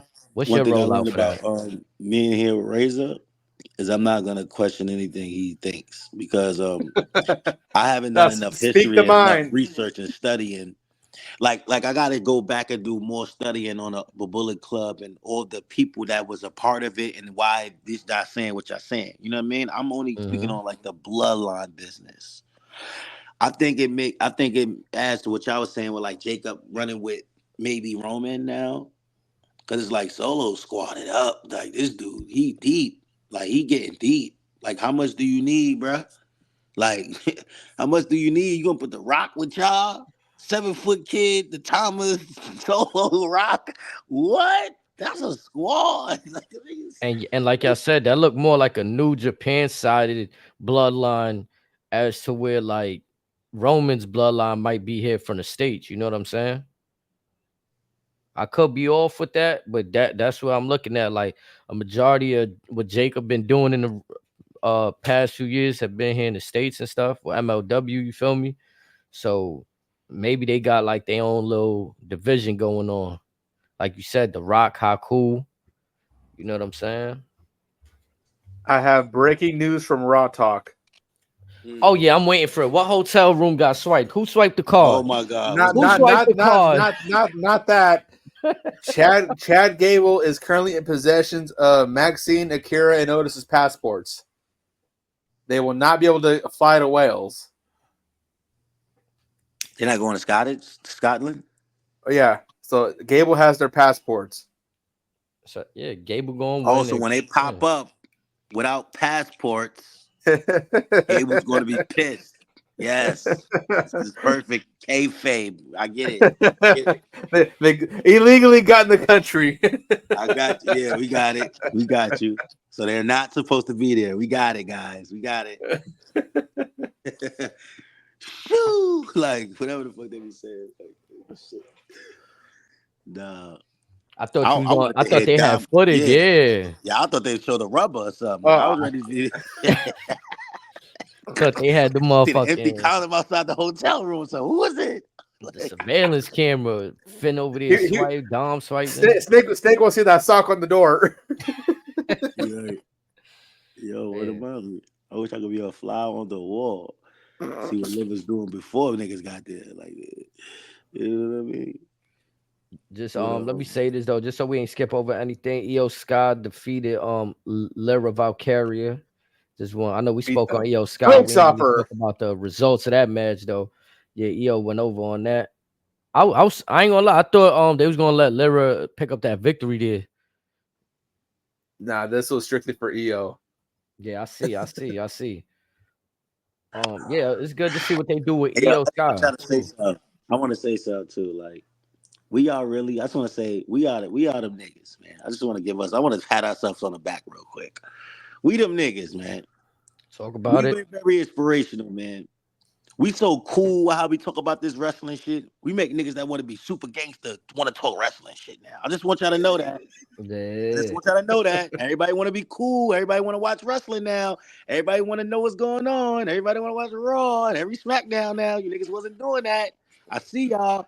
It's tapping into the world that I'm in, battle rap world. All the battle rappers want to be wrestling and Braun Breakers and all this. Like, y'all niggas be following everything that I like and invest into and enjoy. Niggas want to enjoy it too and like get ahead of the report to like, this is off the hip, square pit. We've been watching since we was kids, man. We ain't just try to watch this shit. We know this shit. You niggas is 6-month wrestling fans, man. Get out the way, man. Move around, man. My bad, man. I just had to get that off, man. Shout out to niggas, but I see niggas now. They got their StreamYard and they're doing broadcast wrestling. Like, shout out to y'all, man. We coming, pulling up. My man Snake Eyes pulling up like Braun Breaker. Yeah, come on. Yeah, like it pissing me off. Go ahead. Next, I'm start saying names, but go ahead. Come on. let's get into it though. Like that's the one of the best holding all the receipts. Night, yeah. I think this is the best match of the night right here. Braun versus Ilya. This is money match right here. This should have been easily on the pay-per-view. Should we be surprised? They could have stopped this shit while they was coming out and said we charging $1 to watch this match, and I bought it. We all had little things that we said about this going into it, and I said, the way that they're presenting this is a money match right here, and they went out and performed as such. You know what I'm saying? I didn't expect any less, but it also felt refreshing to not see this on NXT. You see this on Raw. You know what I mean? So it felt fire. Like it was a different feel. Well, NXT already got this and they loved it. So they're like, no, it's our turn. Let's see what all the hype's about. And sure enough, it's just as good. Yup. And I had no complaints. The match went on. I don't know what's the exact match length, but it went on for a while. And again, fire. We talk about double countouts that can happen. Who can go over? Ultimately, Braun won the match. I felt that was the right call right there. Definitely. I didn't think that either of them brothers should lose. I think they presented them well. Just their interest is real powerful. These two are the future for sure, without a doubt. Dragunov is fit. That brother got some size to him. I thought he was like some slim cat. Nah, he's fit. He's put together. You know what I mean? I thought this match was a great match, man. Just for being on Raw, for what it is, like that was a great 5-star type Raw match. And I didn't think we were going to see a 1, 2, 3 count, but I understand. You know what I mean? Braun Breaker is that guy, man. Right now, he is, man. It's not saying Dragunov's not, but Braun just got a little more shining off him than him. That's all, man. And that's all, man. So I get the 1, 2, 3. The impact from that spear, that yeah, you could hear it and feel it. Yeah. After the match, Braun is about to continue his attack. He's getting ready to run around the ring and go for a spear, and then we just see somebody hop out the crowd. Like it was just like an amazing moment in time, right? Like Ricky O'Shea, he's back. He out there Andrew saved Tate. I don't know that. Andrew Tate from the second floor. Like jumped off Samantha's shoulders, like just with the incredible save, right? Like I'm like, what? Right. They did a good job too. Not really like they showed him in the video package earlier. You know, they didn't really talk about him, and then boom, we see Ricochet. All right, you see the save. We think like everything Ricochet, good. but he give me stand back. This hurricane coming through vibes. Like I don't know why. I say this: if this is definitely his last night on WWE programming, that little aggression, that aggression that we seen from him, if he can just carry that wherever he goes next, that's it, champ. That's the aggression we needed from you. He wasn't holding back right there. Wherever he goes, just do right by him. That's all we ask. Is it for sure that he's going? That's just again reports that I there was reports that today was a swan song by reports. There's reports that he's donezo unless WWE can, as they say, make him an offer he can't refuse. These next week or so is gonna be interesting. We split to the commercial. Yeah, go ahead. No, I was just gonna say, I played it right. Samantha being there, you know what I mean? Samantha getting an ambulance with him. I seen Bubba Ray tweet, he better be going to the hospital and not a medical room. The local medical facility. Yeah, because Braun fucked him up. So I'm gonna be real. The head off hitting off the floor, that was not fake. That was real. He really hit his head. That was crazy. Bro, that shit's a Mac spot. I don't know if y'all noticed. They did the Kevin Nash, Rey Mysterio when he lifted him up and threw the nigga into the shit. They did that. Yeah, we live on the El Barrio. Police just be outside all day for no reason. But they can feel the heat out of HD's room. He's outside HD crib right now. How close that? They know what's good. You got a warrant, but the way Braun beat the hell out of Ricochet outside, and he just took it to another level with the what move is that? The body slam on a that was just a power slam. Yeah, just a power slam on a glass break. He's out of here. So, like, as far as him being gone, we don't know. But maybe that, because that's mean, like, he's going to be out for a minute, right? But maybe they buy time to try to figure out a contract or not. You know what I mean? Could be. But as far as Braun, just the swagger of him getting off the car, be like, I'm good. I did that. I'm chilling. Dust myself off. He could have definitely hurt his hand on that power slam right there. My question to you brothers is, y'all see my picture.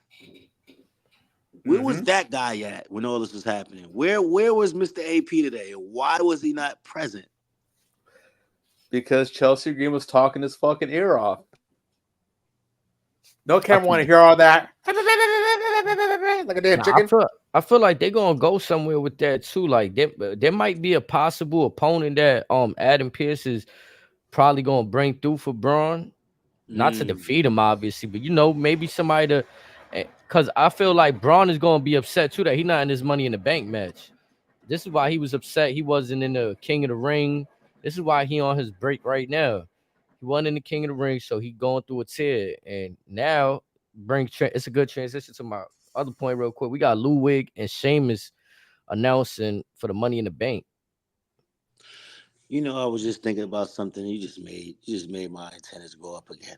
Just like, that's why I love working with you brothers, man. You know what I mean?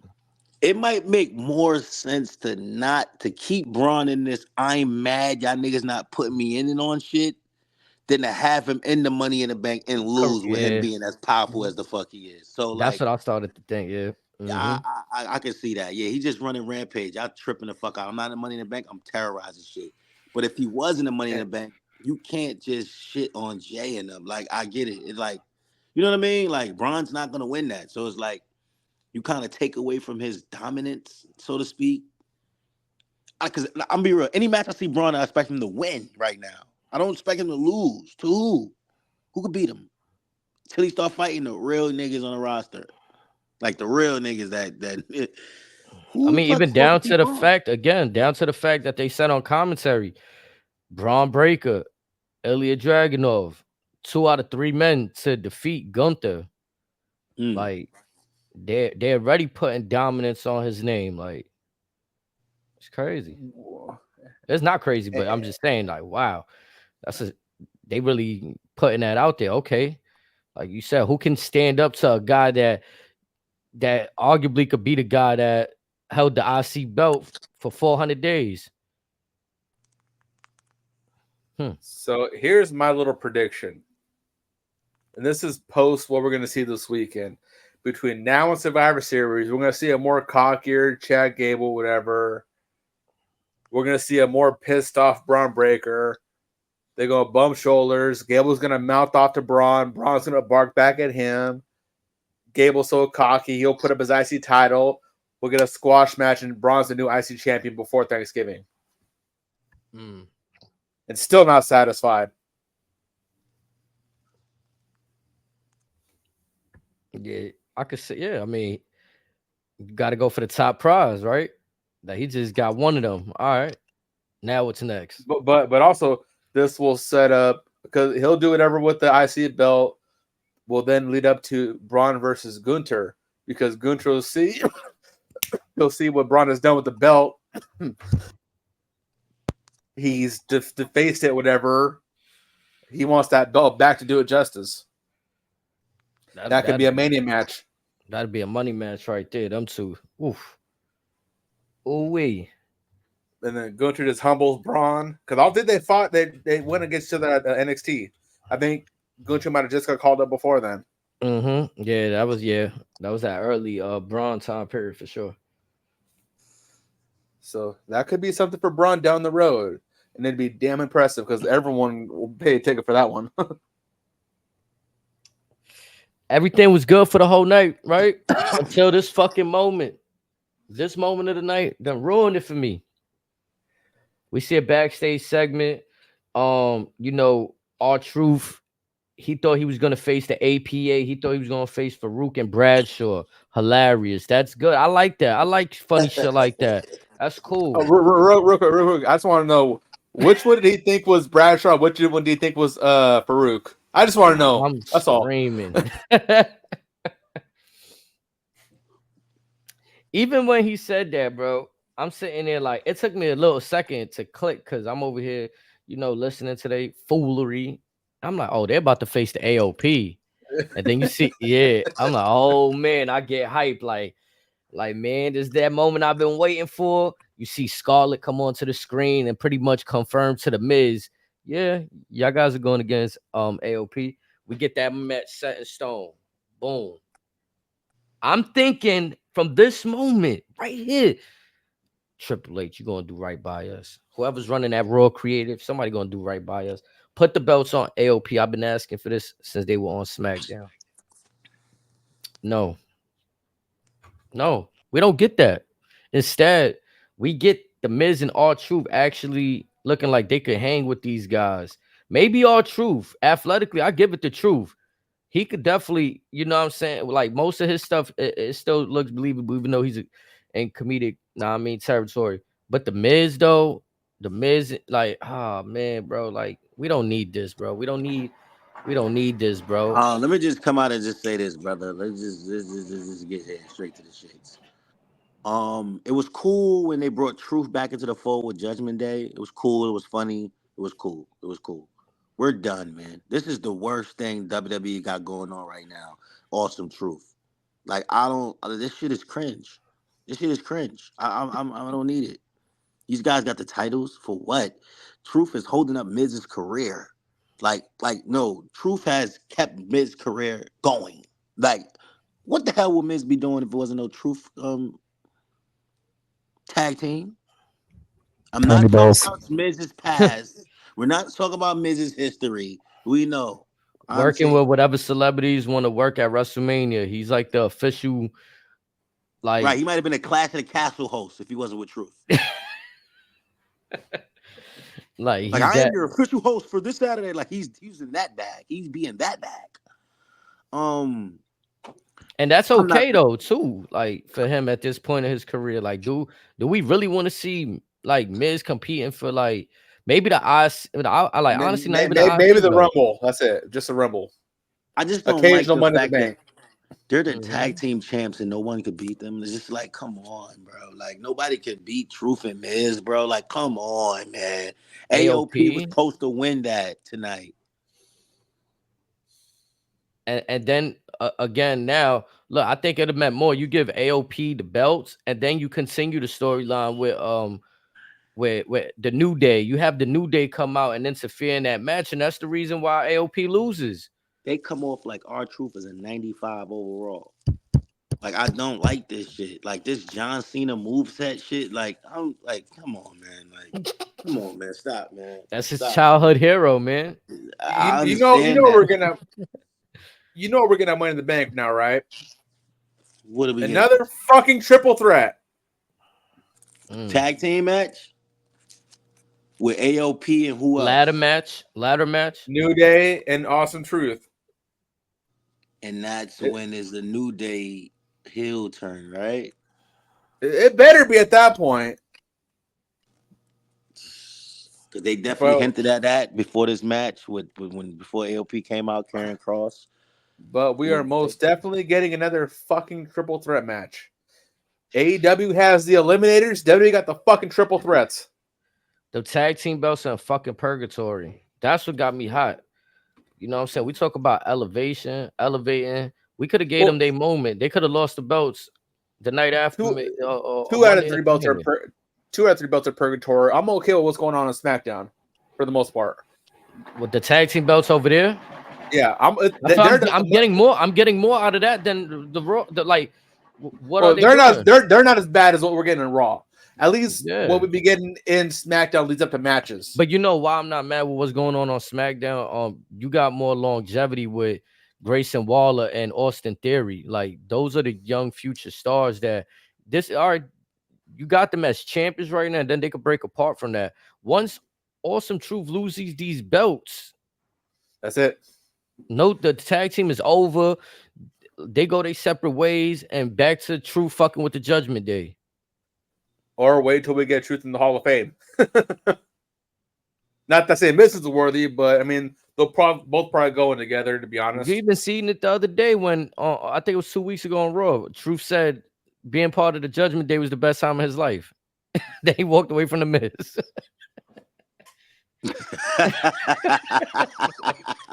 That nigga is funny. He do be funny though. I give him that. You can't take away he's a comedian, man, for sure.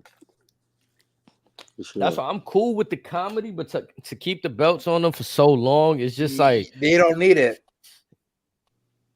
And I felt like if that's the case, why the Judgment Day can't still be carrying around with the Raw tag team belts, and fucking Dom and JD got the belts or some dumb shit, like, or even Finn and JD something. Yeah, you know, like, if you're gonna take it away from them and keep it in purgatory, I mean, I get that they had to lose the match at Mania. I get that. But after that, you know what I'm saying? They challenged and lost too. Mm-hmm. They put Judgment Day against 17 teams for them to lose. Like, they put them in a match that it was impossible for them to keep their eyes on everyone. Like, it's impossible. The match started off with 10 bodies on the ground for no reason. Like, y'all remember that? Like, come on, they ain't even like that match was so like funny how they did it. Theory and Grayson Waller, they were the ultimate weasel pods. They ran up and got the SmackDown shits dumb quick. Like, now we out of it. Like, exactly. Some weasel shit, like, you know what I'm saying? Like, that was crazy. The crazy shit, what they're doing with Austin and Grayson, that's probably what they could probably do with Bianca and Jay. Like, Bianca telling Jay, like, bitch, I'm the reason you lit. Like, I came and helped you. Like, you know what I'm saying? I ain't even like you. That could be something there. Cause there's like Washington, they're still champs, but they got this little tension amongst each other, like, still. Mm-hmm. It's too goody.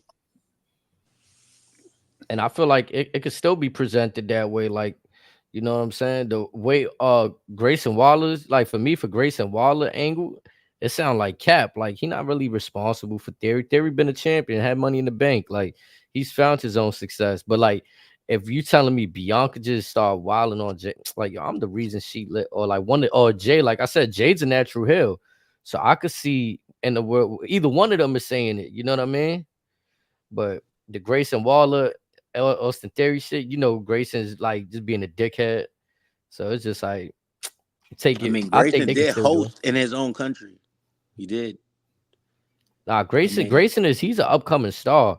He just hasn't did what Theory did. He hasn't held the United States Championship I think Theory held it probably about twice, maybe 3 times. Money in the Bank winner.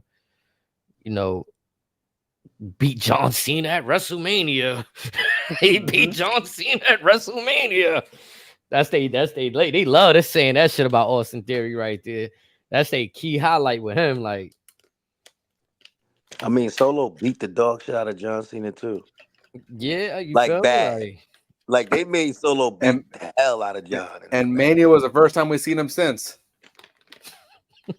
Yeah, I'm surprised he didn't trip on that run. Like that run to the ring when John Cena niggas running mad fast, but really trying to slow down. You'd have fell on that moment, boy. That Not everyone could be Titus O'Neil. Yeah. Also announced on Raw Talk next week will be Dragon Lee versus Carlito. Dragon Lee versus Carlito. I ain't gonna lie, they need to let Carlito, like, he been in a lot of matches where I feel like he can't really display what he still, you know what I mean? Like, he can still go, bro. Give him his goddamn song back. He can still go, bro. He been in all of these, like, interference style. Give him his song back. For real, bro. I don't understand, like, dude, there's like, some kind of copyright. Don't like me. Like, bro, that's it right there. Like, I don't understand what's this new music he got. That shit not it, bro. That shit is not it right there. It's like even Adam Copeland had to go out to the old Edge music. You know what I'm saying? He had to find a way to get that shit. Like, but I mean, Carlito is at the far end of his career. Like, people always try to try new things. You know what I mean? Try to try new characters and shit. Yeah. Like, Carlito in this villain Judgment Day, scared of the pyro. Like, I don't know what the fuck. I don't know. I think you know what was weird about the Carlito shit too, that like there was public knowledge that he signed to the company after his Royal Rumble appearance. They didn't choose to use him up until like WWE Backlash in Puerto Rico type shit. So it was kind of like, what the fuck are y'all doing with Carlito type shit? And then y'all just shoved him with the LWO and had, you know what I mean? So it's been weird ever since he got signed, because we thought ever since when he came back at the Royal Rumble, we like, oh, this looking like he could, you know, get at least a mid-card title run. Like he could come back and do, you know, play the classic hits. But like you said, they got him doing new shit right now. So we see how long he gonna be doing that new shit, or if he gonna play the classics. You know what I'm saying? I think he don't need to play the classics. He could do a mixture of both. Like you can come out to like the old music and still do like this what he doing right now with the Judgment Day. Like, you know what I'm saying?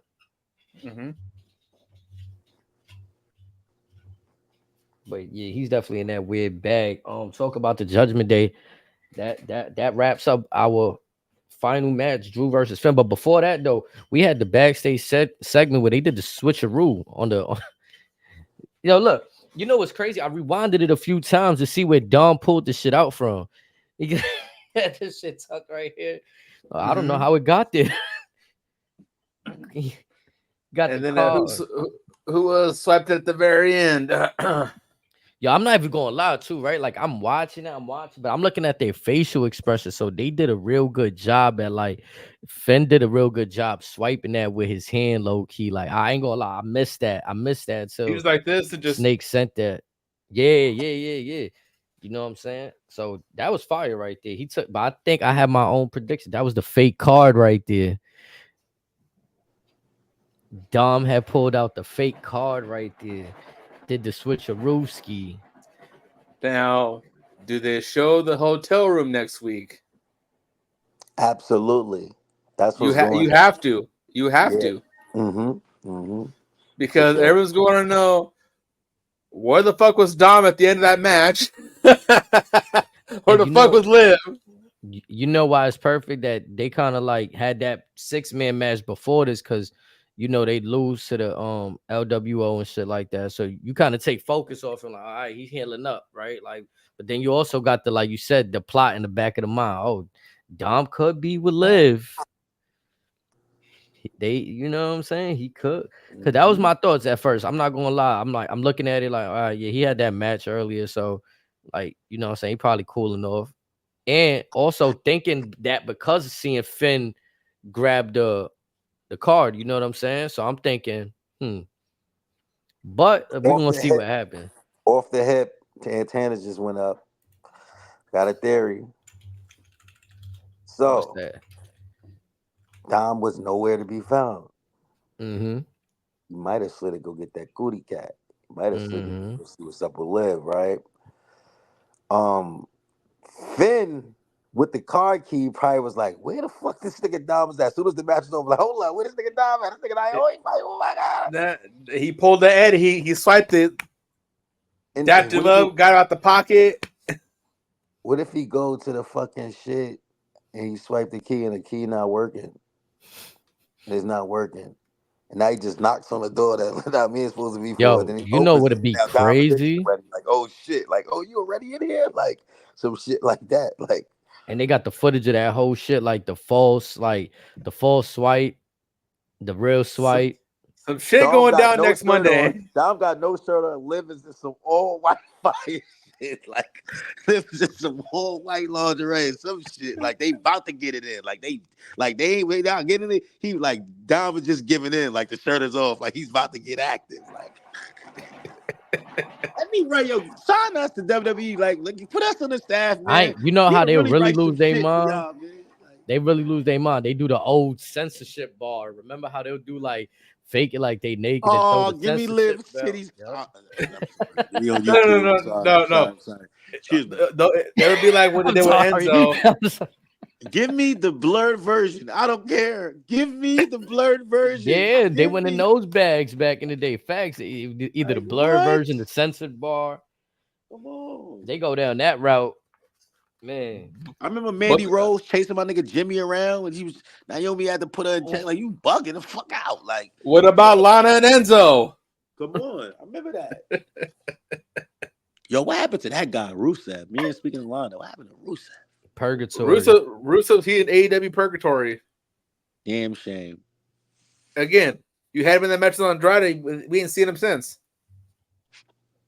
His wife just living it up with Liv Morgan, ironically, Bray's late wife.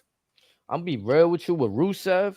Aside from Rusev Day, when he cut his hair, I think that's when he started losing steam for me. His whole hair, when he came right from NXT, that Royal Rumble appearance, that was real Rusev Machke, Rusev Crush. That was it. The whole shit with what was his name? Aiden English. That was fire too. Mm-hmm. That was like I say his second best work. The Rusev Day stuff. Yeah, the Rusev Day was definitely his second. It was the most over, but his dominant heel run came right after that NXT joint for sure. But still, for him as a heel, as athletic as he is for a big man, and Vince can't find out the forum. Are we for real? Drop the ball. I think we're gonna get a recording of this Judgment Day shit at Clash of the Castle. Like, it's gonna be a recording of something that occurred. Liv might have a recording. She might be recording something. Like, she might show something. Like, Damian Priest and Drew is finna get spicy. That shit is finna be not finna be no one-on-one. That shit finna be crazy. Now that I think about it, that's a must see. Remember, Judgment Day is now barred from ringside, or for whatever. Wait, did Nick Aldis announce that? That was part of the, that was part of the stipulation. If Finn loses to Drew, then Judgment Day is barred. In the beginning of Raw, that's when that's why Razor said he enjoyed what Drew McIntyre has said about him digging his own grave, because Damian Priest actually made that stipulation.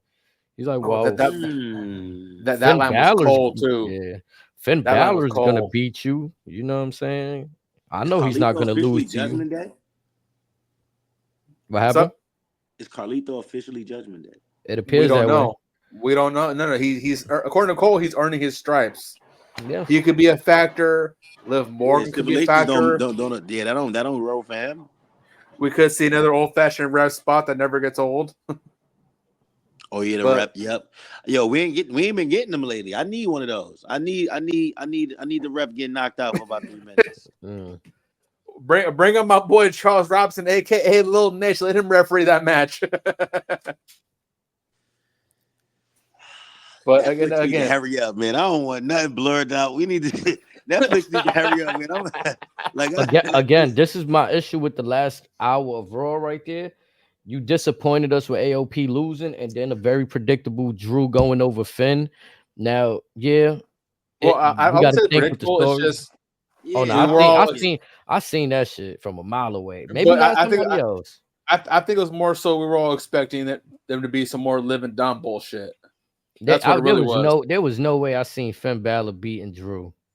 I didn't see it. But that was not the main thing though. We were waiting for Liv and Dom. That's what we were waiting for. Like that's the that's the main shit of that whole shit. Like that, your facts. And like, you see, we're that's not really why. focused on if Finn could beat Drew right now. Like, but it's part of, because it's part of the stipulation. It's still see. That's my issue with Drew, with Damian Priest holding the belt. That I feel like we taken away from the fact that it's still involved with what's going on for his championship match. It's still, whether we like it or not, it's still a stipulation for the match. You are petty as shit. It is what it is. I'm starting to notice you are very petty with certain. I am. I really have noticed that. I've noticed that. HD, like, if this shit not rolled out petty for real, wop. Petty wop. Hey, you lucky Jay Uso was on the show. I would have been just as up there with him. Oh, we didn't see Jay Uso today. He'd have been. I think HD. Fireflies. Too many fireflies. I'm telling you, bro. Like they take it away from the Damian Priest shit with that whole inclusion of that a little bit. You feel me? Yeah. Maybe if you didn't add Finn right into the mix of Dom and Liv, or you take him away from what Damian is doing. Like if you tell me Damian Priest didn't have to put Finn Balor in that match, then it's like why they had to do this stipulation. Like now would make you like where we go. Like you said, now it's Carlito part of like who can like what's going to happen. I personally think CM Punk might interfere with Drew, to be honest, or try to throw an interference and Drew still wins, furthering their beef. Let me ask y'all a question. Could y'all see in another world Damian Priest doing his own work on the side and pulling a new member? I can see him doing his own thing. I don't know about being with another faction. No, not another faction. Like him pulling a new member to the group, like that he can trust. The way Finn brought in JD. Maybe I would have to look at the roster and see who. Maybe he's trying to see where Carlito and Dom's loyalty resides because he senses that with JD what they're doing. But then you have the bullshit with Liv, so all he's got is Rhea. All right, what was the severity of Rhea's injury? Broken wrist, I think. So she should be back any minute now. Right. Yeah, I don't expect to see her at the castle, do ya? If Judgment Day wasn't banned, I would expect her. But since they're kind of out of loop, we could see her Monday. We could see her before Money in the Bank. Could see her at Money in the Bank. Definitely well before SummerSlam when she'll be back. So definitely in the next 2-3 weeks, we'll probably see her. And Liv don't got nothing else for. Liv is on that July 11th promotion for Raw. July 1st. What, Money in the Bank? The flyer that I sent, she's on that. Oh, that Boston joint. Yep, Raw Boston. That's leading into Money in the Bank. Yep. Let's see. I was gonna say the fact that it ended like that with like we didn't know what Dom was and all that. We're definitely finished. Like SmackDown's Friday, then it's the event. So like, and that is in 3 weeks. We either getting what happened on the pay-per-view, what happened, like a piece of it, and then some more shit Monday for sure. That shit is far. I hope they keep CM Punk far away from this. Now I know the bloodline. I said the bloodline Judgment Day is banned, so that opens doors for CM Punk to fuck with Drew right there. You know what I'm saying? Y'all upset at yourself if y'all thought CM Punk may not come. I'm gonna be real with y'all. If you told yourself that you don't want to see CM Punk, you're upsetting yourself. Why would you not like this? Come on. Why would you not see CM Punk? For the same reason that you guys feel that Priest's title run has been a waste. You throw Punk in this right now with what's been going on with Judgment Day, all this shit's gonna go to waste. It's gonna be a cloud and a lot of stuff surrounding Priest's first few months as champion for sure. All of his work erased quicker than 1,000 snap his fingers. What if it is the I'm fucking you over. I told you I'm going to make your life a living hell. That's like, what I see. Even when you thought you was getting a fade in your home, Scotland, here I go. Wouldn't that hurt your soul? That will hurt your soul, wouldn't it? But, Here I go. maybe we lead up to maybe what we were saying we haven't got for a long time in WWE. A 6-man elimination chamber or some shit like that, where everybody got static. And, like maybe we could see Punk, Drew, Tammy, and all of them in one crazy match coming up at SummerSlam. We don't know. This could lead into something. That'll be fun Even too. if we see Punk, Razor said the six. What they used to call it, the championship pack challenge. The 6-pack challenge. Yeah, but we haven't seen one of those in a while. What about a gauntlet for the World Heavyweight? But we ever got that? A gauntlet for the World Heavyweight title? Maybe Roman not Reigns in a while. Does Roman Reigns at the Royal Rumble count when he was number 1? And Triple H took it off of him? Does that count? Where Roman had to defend that joint the Royal Rumble, that was crazy. Y'all told me that was crazy. I still haven't seen that. Yeah, and I'm not gonna lie, it was fire too. Like, and that was during the bad WWE. Yeah. I was just throwing like some scenarios out that could possibly, you know what I mean? Like, that's crazy though. CM Punk definitely might be, as sad as it sounds, he definitely might be a part of this shit. I think after thinking about it, we might hear his music pop off. That could cause Drew, but I don't think he'll actually make an appearance. Something like that. Yeah, he could be doing another pre-show like that. I tell you right now, yeah. If we see CM Punk on the pre-show, I'm certain he's gonna interfere in the match. If he travels out there, I'm certain, bro. If y'all notice, seeing Drew was doing promotion for the pay-per-view. It was like somewhere, but it was like had like TVs and shit. Oh, you talking about that shit that happened at the mini Jumbotron? Right. And he was talking shit about CM Punk, and then CM Punk face popped up on the screen when he was promoting his title fight at Scotland. Like, it'd be little shit like that. Like, why he's clowning him there? 3 weeks he had a fight there. Like, come on, Punk is finna, like, you know what I mean? Like, I feel like Punk is finna make an appearance. How? I don't know. I don't know how though. It's the question. Again, if I see him on the kickoff show, okay, now I know he's in town. So now, did we read this right? Is the pre-show this weekend going to be 2 hours long? I believe so. Okay, this should not know like 3 a.m. type pay-per-view because we're in America, right? Nah. Okay. Nah. It's still like 9 o'clock, 10 o'clock in the morning for me on Saturday though. It's on our time, Snake. It should be 2 in the afternoon. So the kickoff, if it is 2 hours before, it should be at 12. Then. Yep. Okay. It should be. And So give us an extra hour. I was a little happy. I know I was being sarcastic, but I am a little happy that 2 o'clock. That's a little wiggle room right there. You know what I'm saying? Like. That 1 p.m. I don't know. It felt like I don't be necessary. It depends how my Friday goes. You know what I'm saying? If I stay up late doing the work, then it bothers me the next day. If I get that right, we good too. During that Backlash weekend, we had all the Drake Kendrick stuff going on. We didn't get any sleep that weekend. That weekend was tough. I'm gonna be honest, bro. That was rough. I had to go to a kids' party too. I had to drive over to that joint. That was a tough deal, but I ain't gonna lie. That was funny name. We just did like 10 hours recording or some shit. We got a 4K picture of Liv and Dom, man. Listen, man. Listen, man. Huh? Listen, man. Give me them little English McMuffins, man. Listen, man. They got the 4K picture. Listen, man. Listen.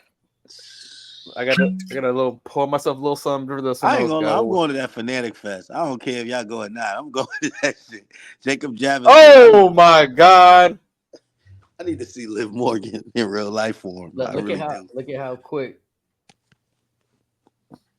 Show y'all real quick. Hey, Dom looked mighty happy to me. I'm just saying. Come on. Come on. Dom looked very, very happy. That's that. Ooh, damn, girl. Yeah. They ain't wrestling attire, so that shit ain't no jeans, nothing. That's all pussy. That's all. That's all leather and spandex for Liv. That's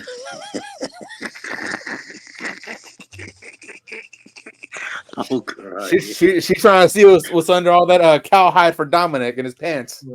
Yo. This class is definitely shaping out to be entertaining, especially because of that storyline right there. They turning up with that. It's been a while since we seen some real spicy shit on WWE programming. I mean, you can include the Rhea and Dom shit, but early on it was spicy, and then they kind of went away from it, like towards the later end of the storyline. Like, you know what I'm saying? Liv Morgan DMs is on fire. I know Liv Morgan real life DMs is on fire. Every nigga fantasizing over that right now. I'm telling you, she's doing that shit perfectly, bro. She got a nigga like, nah, like, yeah. She got it. Shout out to her. Dom, when Rhea comes back, I hope it was worth it. You the first one she gonna choke slam. Now we think of, like, Rhea gonna come back with this whole aggressive, angry shit. It's like, I had this bad bitch trying to fuck with you. Come back with all this. I'm going to Liv. Like, yeah, Dom. Like, this whole screaming at me shit, mommy shit, like all this extra shit. I ain't been dealing with this lady. I've been getting my man grabbed, get jumped on. She like that old line. I'm daddy. I'm grown. You ain't never invite me to your hotel. Like, hey, listen, Rhea, listen. You can eat, sleep, beef, and all that shit down there. Like, come on, man. Suddenly the ball's gonna drop. Come on, man. Especially if Rhea come back with her face painted on some real demon, like something different, like yeah, kill mode. Like, does Rhea have the short haircut or she has hair when she come back? Black hair or blonde, or could be a different color. Yeah, salute the Burger Boy, man. Salute.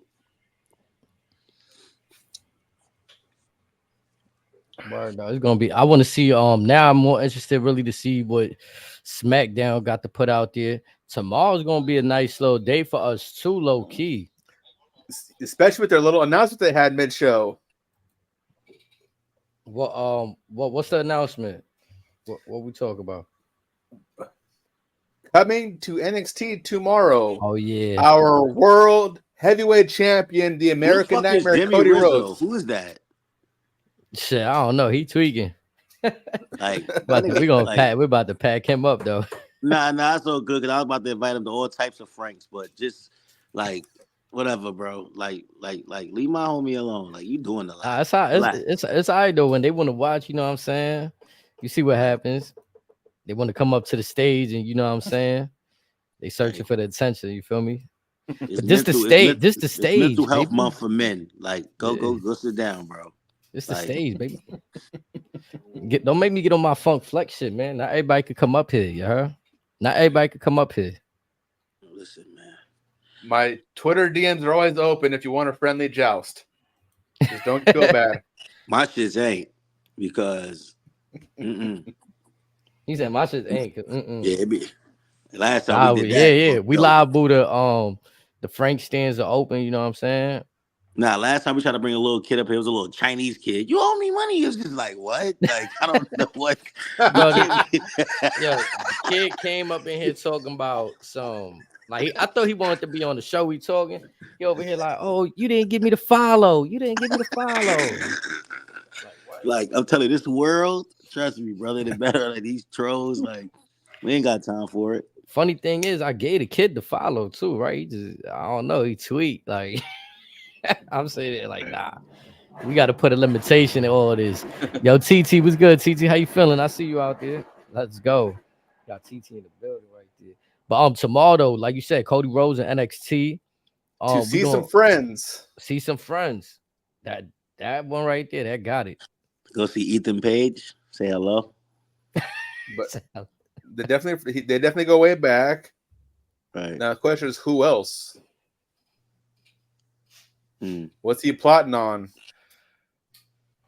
I think Arn Anderson was on Bubba Ray Busted Open today. Right. That's kind of like eye opening. Cause we know Bubba Ray was at the Hall of Fame ceremony with WWE. He's tied with WWE. We know that. He can say what he wants.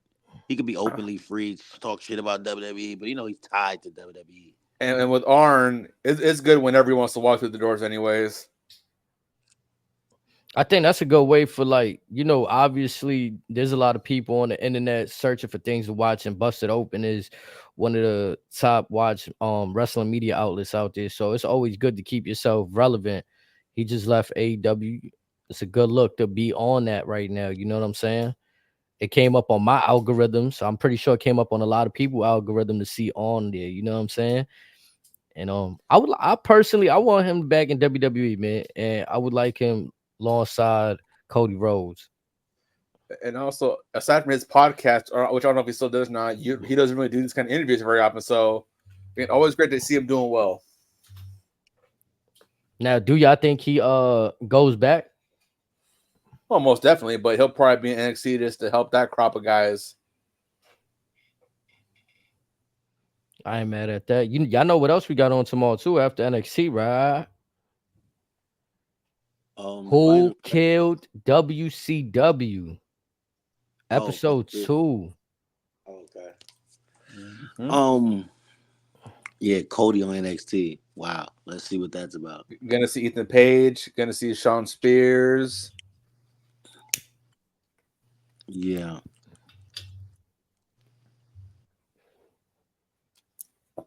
I think it's gonna be lit tomorrow too. Maybe he's gonna come look for Sexy Red. Who knows? I think if we're excited about that crossover between TNA and WWE, we might get some more stuff there tomorrow on NXT. I heard Brooks Jensen was just on the independent scene, so I don't know if they might show some stuff for him or like bring some people over, but some things to watch out for down there too. I like to see with Kalani Jordan, like, where they go with her, who beat her first challenger after this. We got the young OG fighting tomorrow, right? Yes, for Shawn Spears, I believe so. Yep. And also the next installment of WWE's second best love story in Lash Legend and Big Trick Willie. Yeah.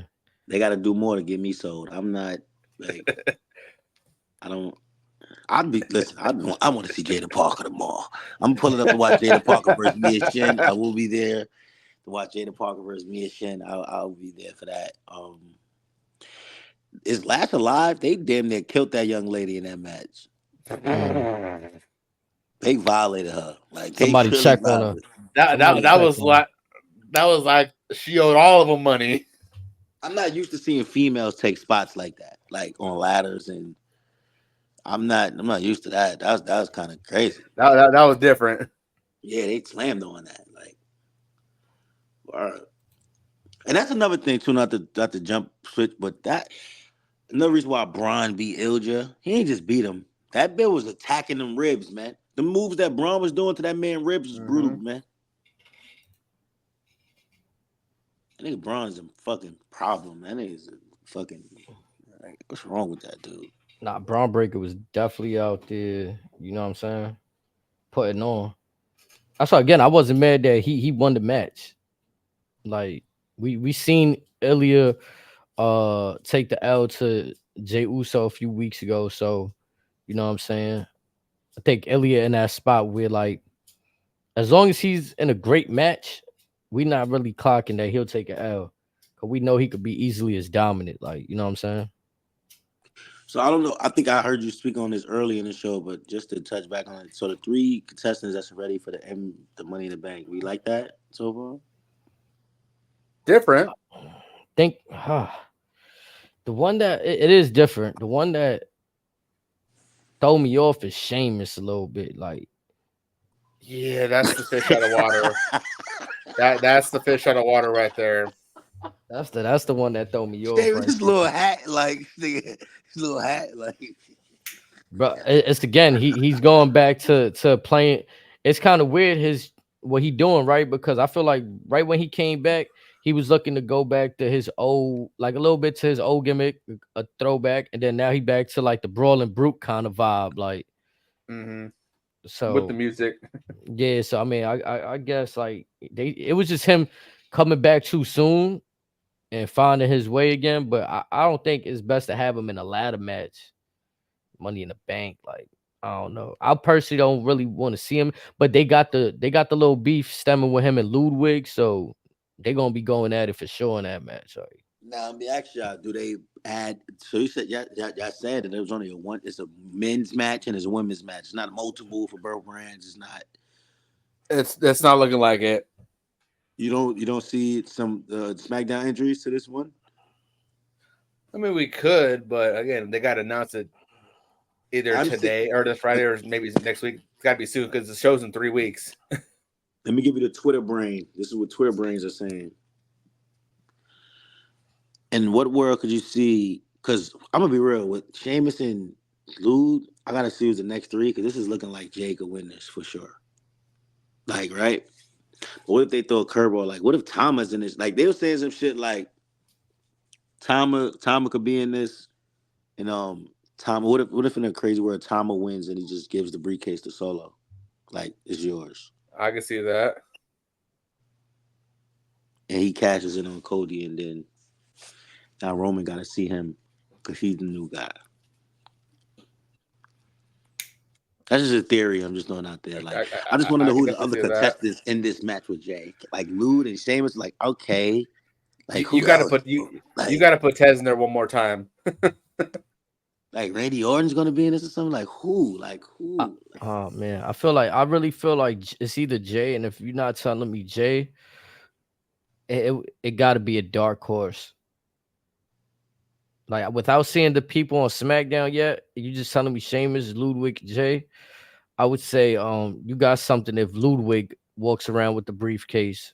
I'm gonna tell you this right now, HD and Razor. Next week come around, and the fourth entry to this Money in the Bank is Bronson Reed. I'm good. I'm good. I'm good. I might be there with you, to be honest. I mean, what if they do some shit like? Now I'm not in favor of this, but what if they decide to go the route of the Money in the Bank with the largest entrance? Like this would be like how many? We said 8 before. The What if most they I've seen go there was 8. What if they go 10? Why? One match? I don't know. I'm just saying. Why? I'm just saying. I feel like the 3 that they get. If you like, I don't know, bro. How I feel about like Ludwig, Sheamus, Jey Uso, and then what random 3 from SmackDown, bro? Then you really kind of the big motherfuckers in that match, then. Like, because if you add anybody else from Raw, that'd be 4 people from Raw. And what you gonna just do? 2 SmackDown people? Or you just make it 4 from each side? You could maybe. I definitely see Tama, because that's where you can add Jimmy and all of them. Like that's where all that can tie in, just from the Jay perspective of him being a match. Like what I was thinking about someone being a match that could, create some, like could keep something alive with Jay and them. Like I get Jay's in it, but okay, now what? Like what now? Like I know you could beat Lude and Sheamus, but what about them other 3 spots? I really want to know who else is going to be in it. I mean, realistically, you could probably do one for each show, but because of that and the one women's match, that might be a little bit overkill. I'll be real. I feel like the women's don't even need the Money in the Bank match. But we're going to get one. Yeah.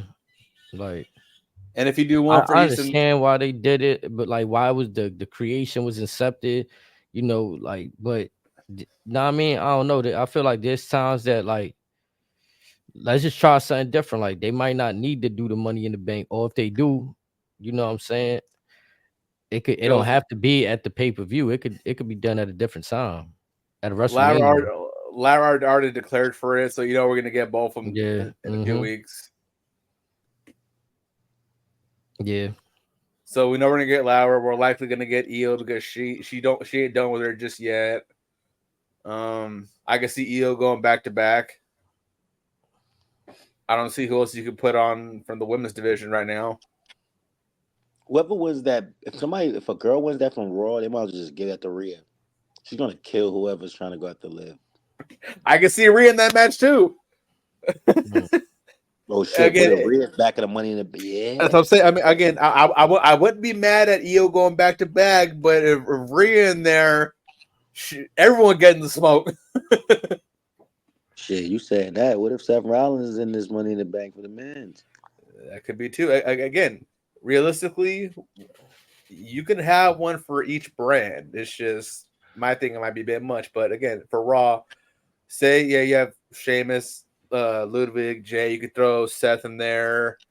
You could probably get away with throwing Sammy in there once he loses to Gable, and then for shits and giggles, maybe throw in Shinsuke in there, and that'd be your 6 right there. Yeah, what's up with Shinsuke? He's not even been showcased. Well, he's up in the age, and I guess he's been hurt on and off doing the house shows.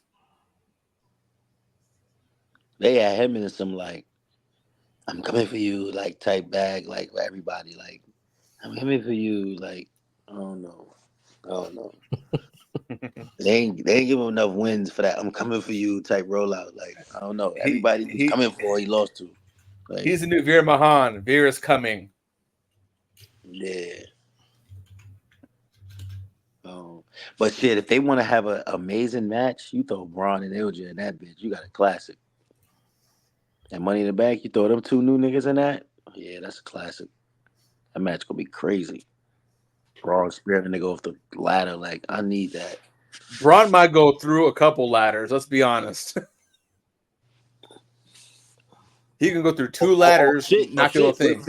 Finn Balor, one of the Judgment Day guys, definitely gonna be in this shit. Ricochet could resign for that, maybe even.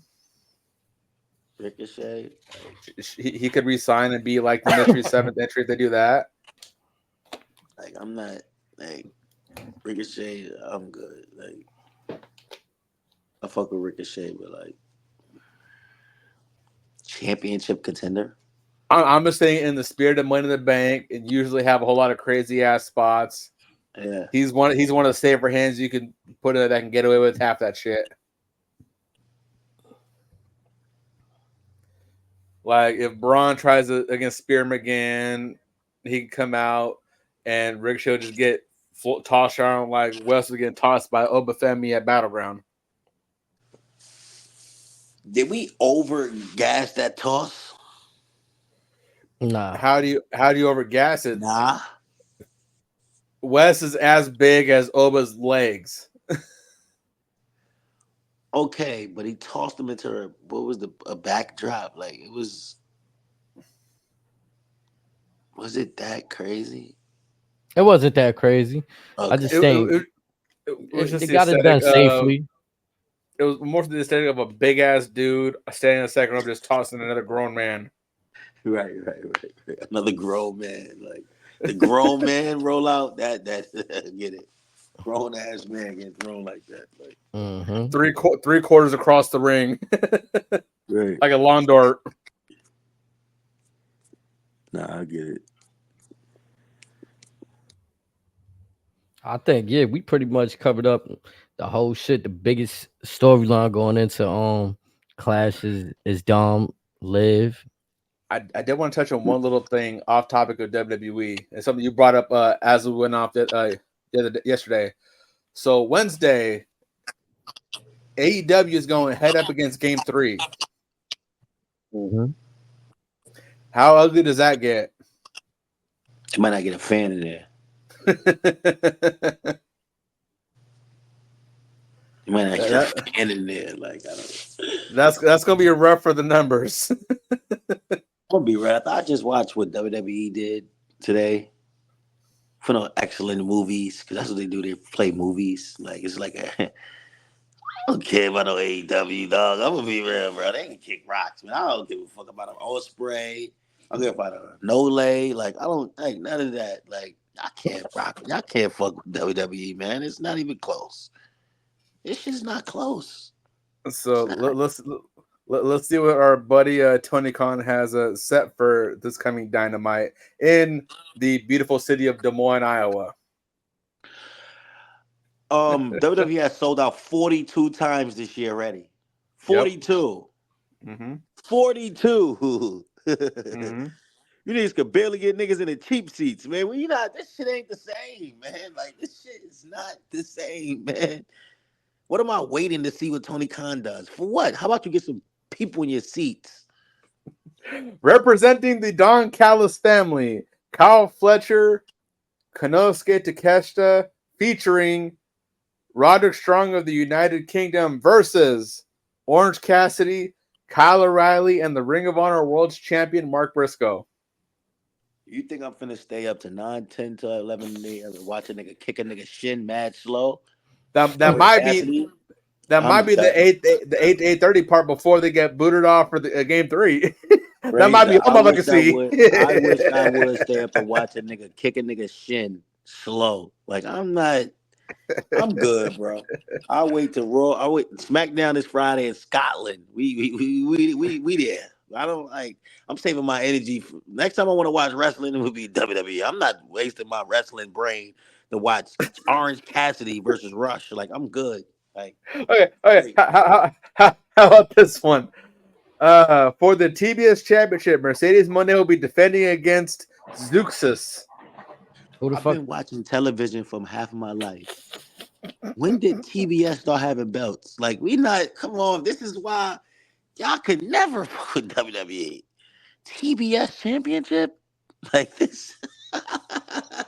The TNT belt. Like what? What's gonna be next? The Lord or the SVU title? Like, get out of here, man. Like, come on, man. Listen. Come on, man. Off the hip, square pit. WWE. I'm surprised we don't have the Big Bang title yet. Like, come on, man. Like, he said Law and Order SVU title. Battlegrounds has been better than all AEW shows of late. NXT is killing. They can't. Why are we even comparing them to WWE? They can't compete with NXT. AEW had a couple shows that I thought were decent. It's just everyone else just said, "Nah, fuck this shit. I'm already done with them." Right.